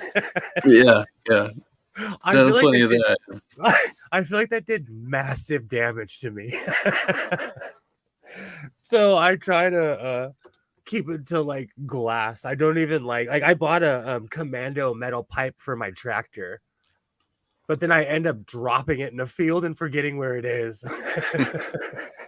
I still have one like in my box for emergencies, but I think I lost the elbow. I just need an elbow piece. But I go through them, I don't go through that many pipes. And when I do, it's like I let them get so dingy, and I feel like glass is like, and you kind of commit yourself more to a cleaning cycle. Like you can't, whereas the other ones, it's like, you're like, where did this? It's like starting to like rust on the inside and there's resin everywhere. You're like, well, excuse me. Do you know, I have saved my resin since it's been legal. Yeah. I can't hit it like I used to because it literally destroys my lungs. Every once in a while, I'm just not going to resin, but yeah, it's pretty rare. I'm going to have like a giant Pee Wee Herman ball. Yeah, I used to make fun of people who would, hell yeah. I used to make fun of people who would throw away their resin, and now I'm that guy. I'm just like tossing it out. I'm like, You know how much you're wasting right now. You know. I have plans. Oh man, this thing's gotten way more huge. I have plans on putting this in a hookah one day. But keep in mind, my hand is huge. But look how big this is. Oh man, that's amazing. That's all resin since the day that Mary has been legal in California. Here in the House of Snowing, I recycle everything. It is a way of life. But like people who know me, they like walk in here and they're like, I want to see it because it's been growing over the years. They're like, let me see the magic resin ball. So it's like kind of a legend where I'm from. Of like they still can't believe I've stuck to it this long. Because pot's been legal, what, like 5 years now? Oh shit! Has it been 5? Yeah, maybe 5, 6 years. 4? It's been a while, you know. I can't remember. We did so many elections though, didn't we? Because we kept trying. 9 years ago was the first real one that we put out, and I remember pot dealers being like, "Don't vote for that. Don't vote for that." Yeah. Someone I They're really gonna respect. go Still to this day, I make fun of him because he was like, "Hey man, you know, blah blah blah. You shouldn't vote for that." And the first pot initiative lost. You know. Yeah. Well, we did what I think we did one in the 90s, and then they won, and then they overturned it or something like that. Yeah, I don't remember. I don't know if I'm remembering that correctly, but I feel like they did one in the 90s, and our vote was actually overturned, and then we kept putting it back on the ballot. We were going for non-medical. Yeah, because you can't deny medical marijuana. There are states where it's illegal to smoke pot, but it's legal to have medical marijuana. You know, but like it's hard as hell to get a card, you know. So that's basically what California was. And then finally, and let's be real, California we have an aging population that votes very conservative. And we have for a long time because people move here to retire, you know. But we finally got the initiative through. I think it was 5 years ago. Okay, so no, I am thinking of the medical one then, 215. Yeah, which was the one was still in effect when I came of age. I was on it for a while too. That was the greatest New Year's ever. The January 1st when the law went into effect at midnight, I played Legalize It, and my neighbors were banging pots and pans. I was like, okay, they're stoners. Because I was like, is this a dickhead move? Because my neighbor always plays, like, he'll play like Ace of Base or something crazy every year. He plays something I'm just like, bro, I saw the sign again. Like, are we doing this again every year? And so I pumped Legalize It, and I was like, okay, they smoke pot. That's my shit.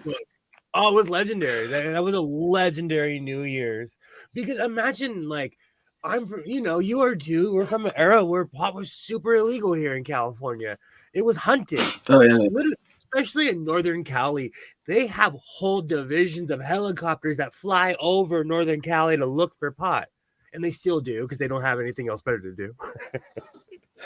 Yeah, up in the far north, I don't know if they're statewide, but they have a thing called Centef. And I had a neighbor that he was a Vietnam vet who was raided by Centef, and they rappelled into his backyard out of a helicopter. I shit you not. That was how they raided his house. He lived next door to my buddy. Like they're straight military. They had to justify spending all those millions of dollars to bust people growing pot literally in the middle of nowhere. Yeah. Literally in the middle. Do you know, a lot of people don't realize that California's topography is insane because it goes from desert to wilderness to forest real quick. You know? Yeah, it's one of the things that makes it beautiful and treacherous to navigate. For sure. I'm a crazy person that lives in. I think the desert is beautiful, but that's because I'm indoctrinated because I'm from the desert, you know. So when I go up north, I'm like, oh, it's freezing here. All right, I'm going to subject you to this for 2 minutes. I've decided since I put it in there, I've got to put it. But it's only 2 minutes and 16 seconds, and I got some shit over some of the editing in this. It doesn't have all the crazy shit, but yeah, you'll see. You'll see.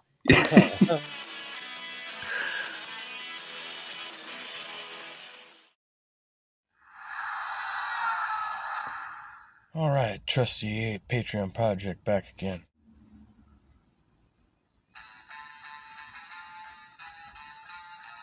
A debate review of a recent debate. Should all gambling be illegal? No, it shouldn't. Thanks.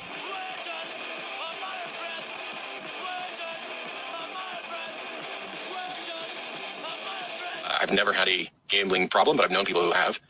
Okay, so Matt personally does not have a gambling problem, apparently, and that is persuasive in this argument. Cool beans. And I generally err on the side of freedoms and liberties We're in agreement on that point. for people, and that you need a good reason to ban something, to prohibit something. Well, now we have to define what is a good reason, what is justified, what is reasonable. Because I care about the subject. And I really thought that maybe we'd get something where it was kind of based on religion. I think that that may have been the case to some extent, but not either intentionally or overtly. There is a religious subtext we should be looking for here. There was no real discussion about religion during the debate at all. Prepare for this because this is outside of my normal wheelhouse. I had to go look up some statistics, and I looked up specific information about the amount of revenue generated by gambling, legal gambling, and what people suspected were the revenue from illegal gambling, the number of jobs that it created, the number of peripheral jobs that it creates, both in the sense of tourism. I mean, people go to Vegas. The city is built around gambling. If one of them wants to and the other one doesn't, there needs to be something for the other people to do, and that's why this is an entertainment industry. I'm not here today to make the case for gambling again. I want to talk about basically why my opponent was in favor of banning it. I continued researching statistics to find that, like the number of gamblers who have a problem and need help is about 1 to 3%. But none of that seemed to matter because I was basically saying, hey, in the interest of individual liberties and freedoms, we don't ban things that 97% of the people don't have a problem with just because 1 to 3% might. You're going to find 1 to 3% have some sort of problem with something. Yeah, and so that's where I went off of fuck and some other shit. I don't know. I was talking shit. What do you think about all that? Anything?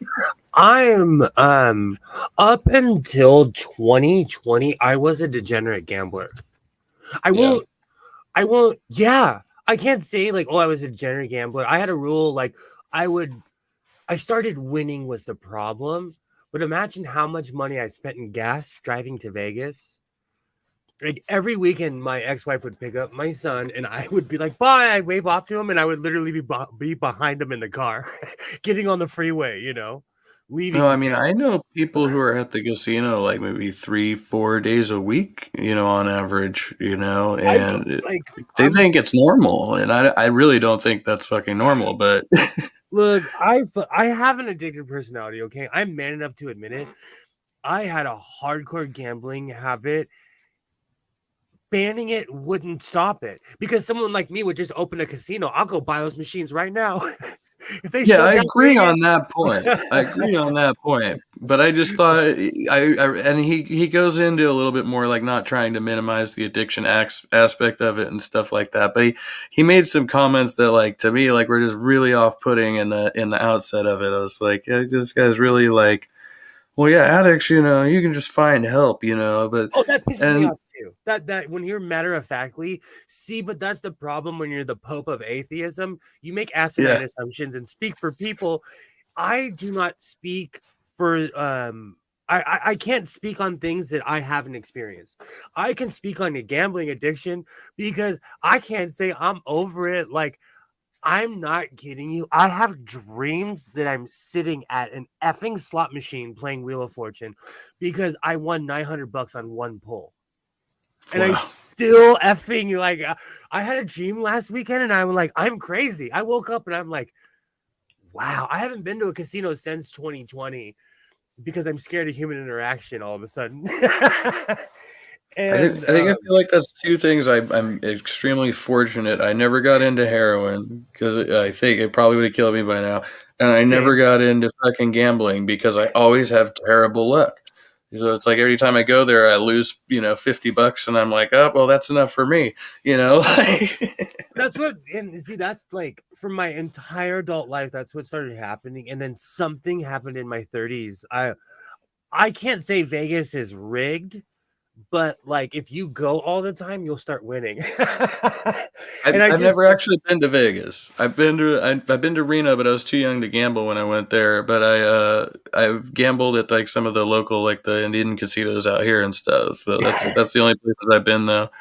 Reno, I've been to Reno. Reno is another addicting place because it's smaller.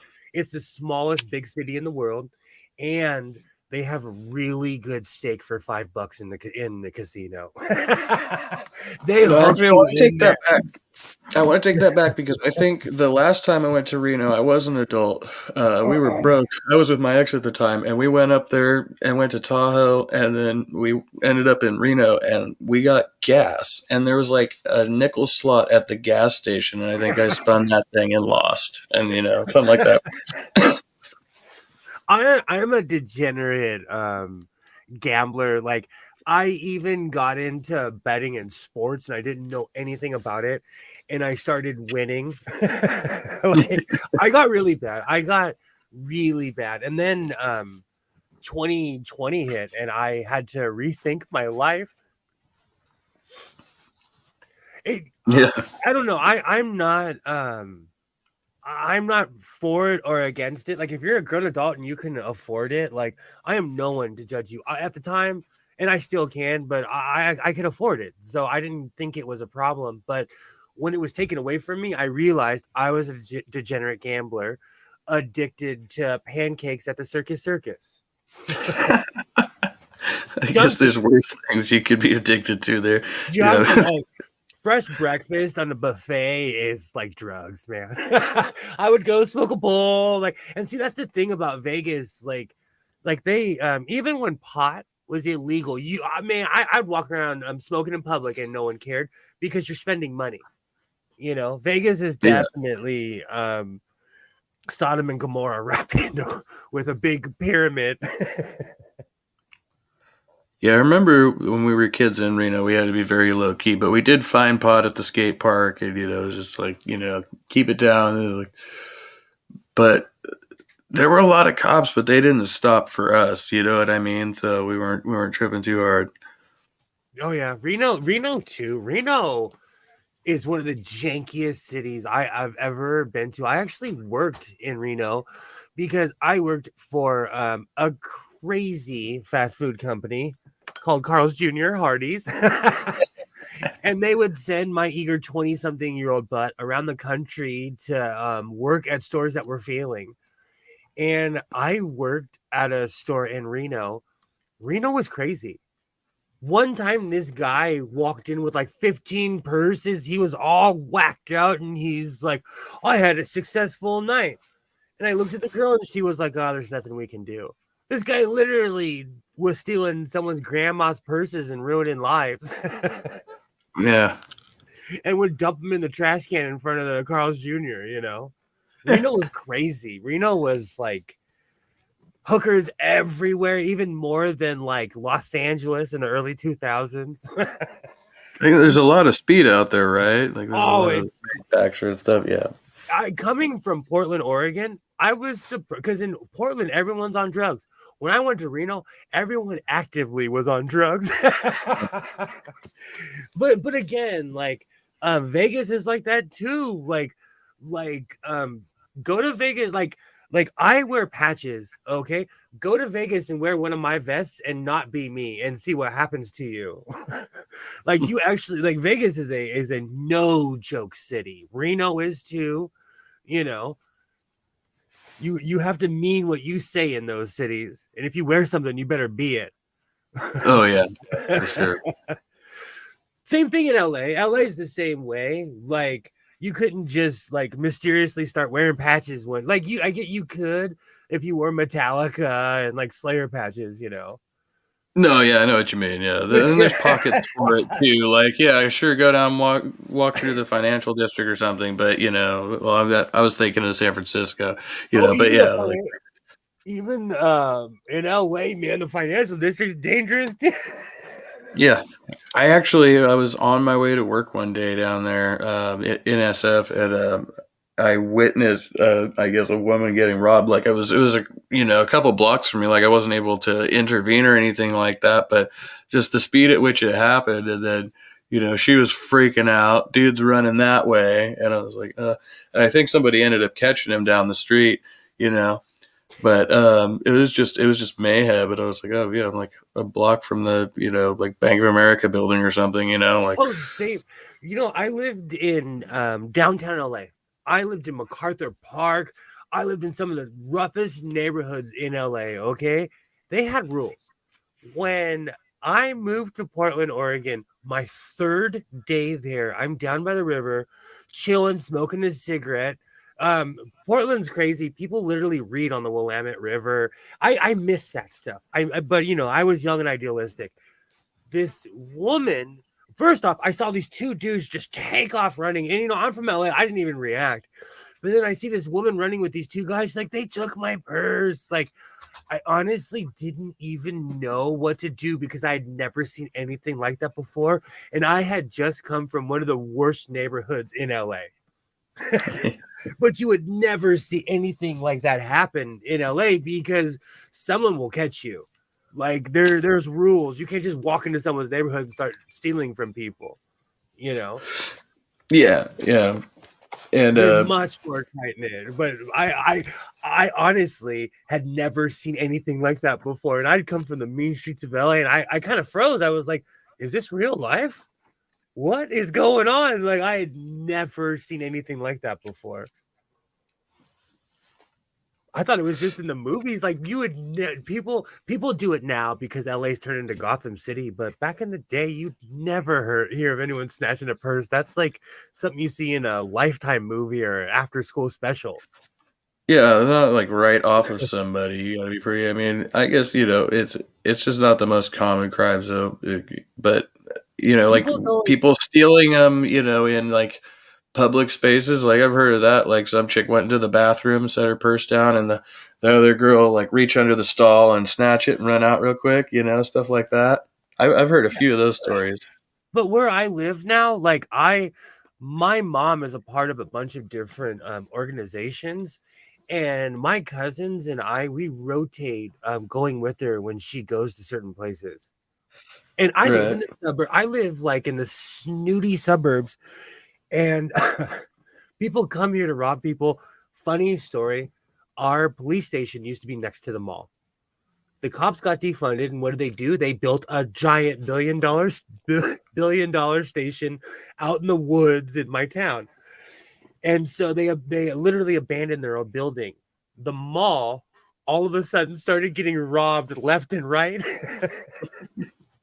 because the cops were literally across the street from the mall. And I mean, it was a giant station. And my town it's just become Gotham City. All that smash and grab stuff. They don't even show it anymore because it happens all the time. I don't go to the mall. I don't go to the mall. If I need there's certain parts of the Sacramento area that are like that too, and they're so cheap. Like, and you'll see every so often they'll like fire the security company, and you'll have people like drag racing in the parking lot at Arden Fair Mall or something, and then they'll get a freaking security guard back in there, and suddenly they'll come in and run them off. But it's like these people just take over like a whole city block, like overnight. Oh, that's what's happening here too. Also, did you see about the bridge that was built in Los Angeles? I can't remember the name of it, but there was literally some $100 million built on the 3rd Street Bridge. It was supposed to be renovated, and people are drag racing on it, running up on the scaffolding, taking pictures, doing all kinds of illegal stuff. Like, again, they stopped showing it on TV because the cops literally have to patrol it. Like, wow. We are a petri dish. Human beings are hilarious. Yeah, we do some crazy shit. All right, well, we're up over the 2-hour mark. I probably gotta get some dinner in me and all that. I gotta finish. I love your streams because it's always like when I'm finishing a video, and I always need a good distraction. So I thank you. That's awesome. Yeah, I love you coming by. We have great convos like every time. Like I don't know, we bounce off each other well. North and south is the same thing. We got to bridge the gap and stop all the hate, man. Absolutely. Fucking unity is what it's all about. We're from the same place, you know. We're from the same place, you know. So gotta California love, as the cliche goes.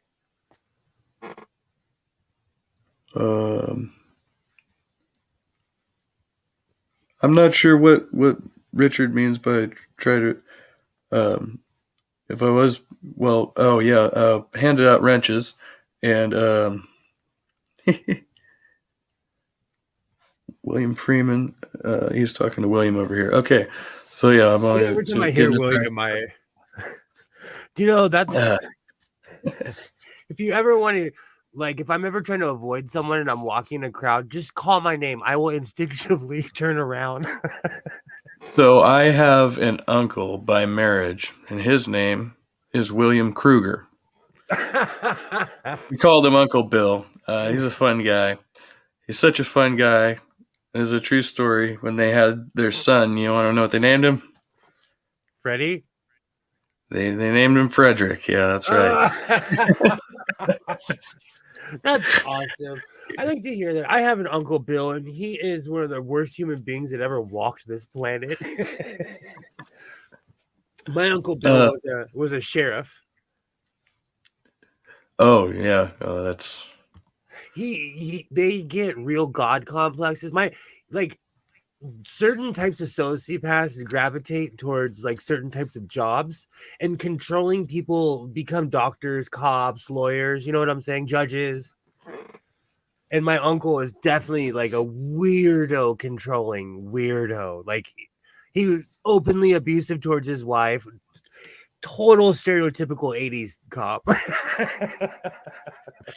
Ooh, that hurts. Yeah, no, man. So when you said Bill, I was like, oof, because like I'm the third William in my family, named after someone who actually was somebody, and like, so like the thought of being called Bill just reminds me of my abusive uncle, and he was never like. He was verbally abusive, but I came from the era where like people got their ass kicked from their parents, but it's weird to see a grown man scream at their wife in public. To me, it's still awkward. It's just, it's. Ugh. Yeah, definitely. I mean, I would say this guy had a calmer temperament, but definitely a lot of the machismo shit. Yeah, a lot of that that old going around. school. I'm just glad that like people talk trash about the younger generation. The truth is, they don't have to prove who they are because they see how pointless all that machismo is, you know. Yeah Because I always say like it's don't run up on anyone. That's my policy, because you never know. Well, it scars people, like, and they think they're doing the tough love thing, but in reality, when they are bordering abuse or crossing that line, like, no, that's Oh, you kidding I don't me? know, it's toxic. Like, I know we're just ending this on a really crappy note, but my entire generation, all of their parents would be put in prison by today's standards. Right? Yeah. They're free ones. Are you kidding me? Like, if they call you, if your kid comes to school with a dirty sweatshirt now, man. Oh, for sure. Yeah. They're a wreck. Timmy's feelings got hurt today. Like back in the day, like, the teacher would be smoking a cigarette in the classroom and having scotch in her coffee cup. Yeah, and then I can say something, non-PC, like kids are soft these days, or some George Carlin, Yeah, but I always say this. I won't ramble on too much, but like everybody cries about every generation, but who made them? Right. Yeah. Like we made, like, you can't be like, oh, they're snowflakes, bro. They came from you. They saw something in you and they're pretending to be you. Like each generation is a reflection of the one before it. We can't claim that we're not all connected. So I try not to be too much of an ageist, because there was someone looking at my generation and they're like, oh, they are the scourge of humanity. Which we were, but you know, so is every other generation before and after me, you know.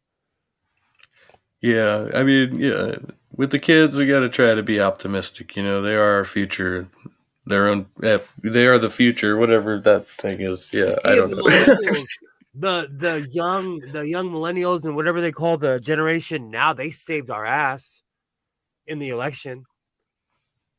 Yeah. Oh, yeah. They And saved our ass, like for all the trash you want to talk. Those kids, they tipped the scales.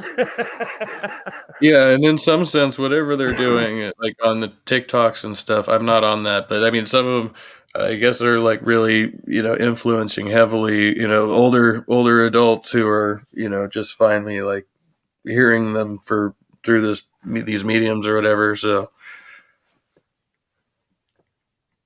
I mean, social media does have like a little bit of a positive effect in that way. Like, Yeah, I totally agree. That's why, like, I try not to harp on any generation because we're all reflections of each other, you know.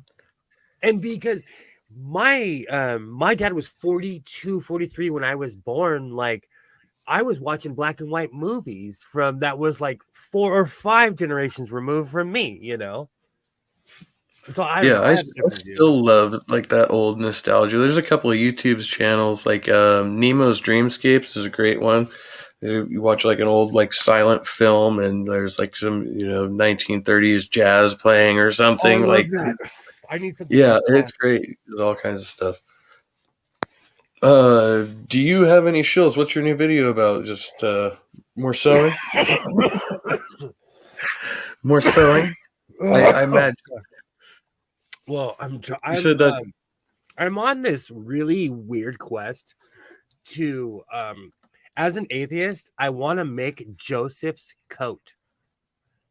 Like So the Donny Osmond coat, kind of like. when I was a kid, I saw Jesus Christ Superstar, and it was a great show at the Crystal Cathedral in LA.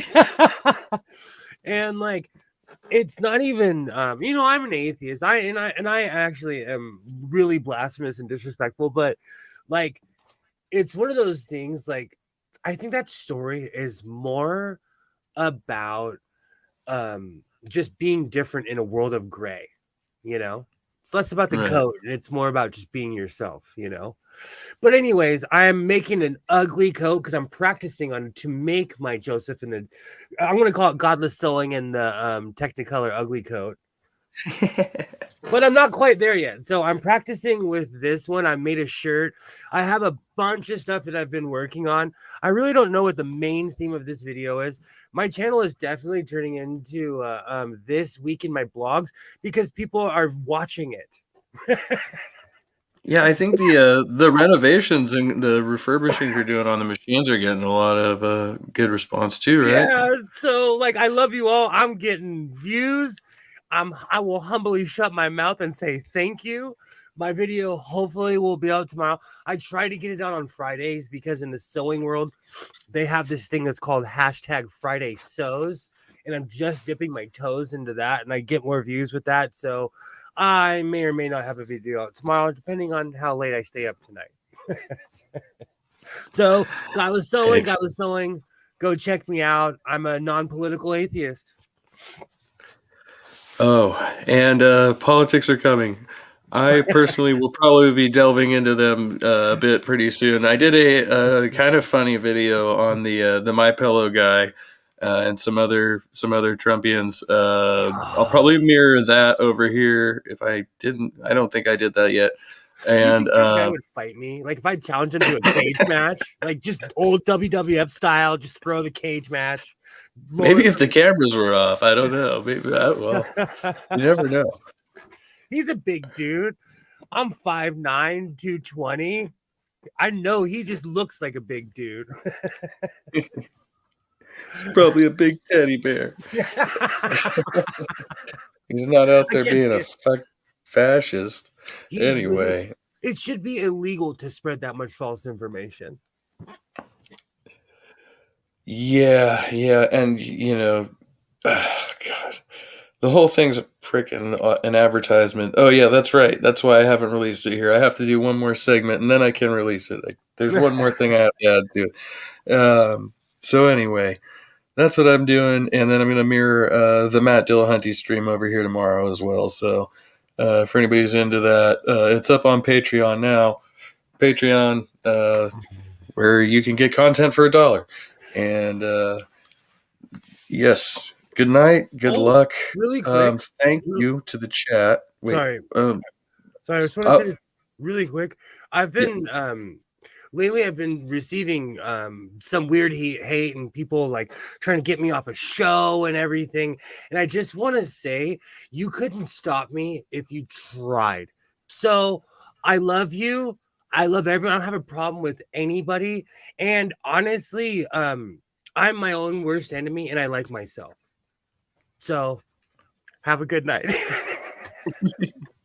Thank you to Atheist Mo, Richard Madsen, William Freeman, anybody else who views past, present, and future.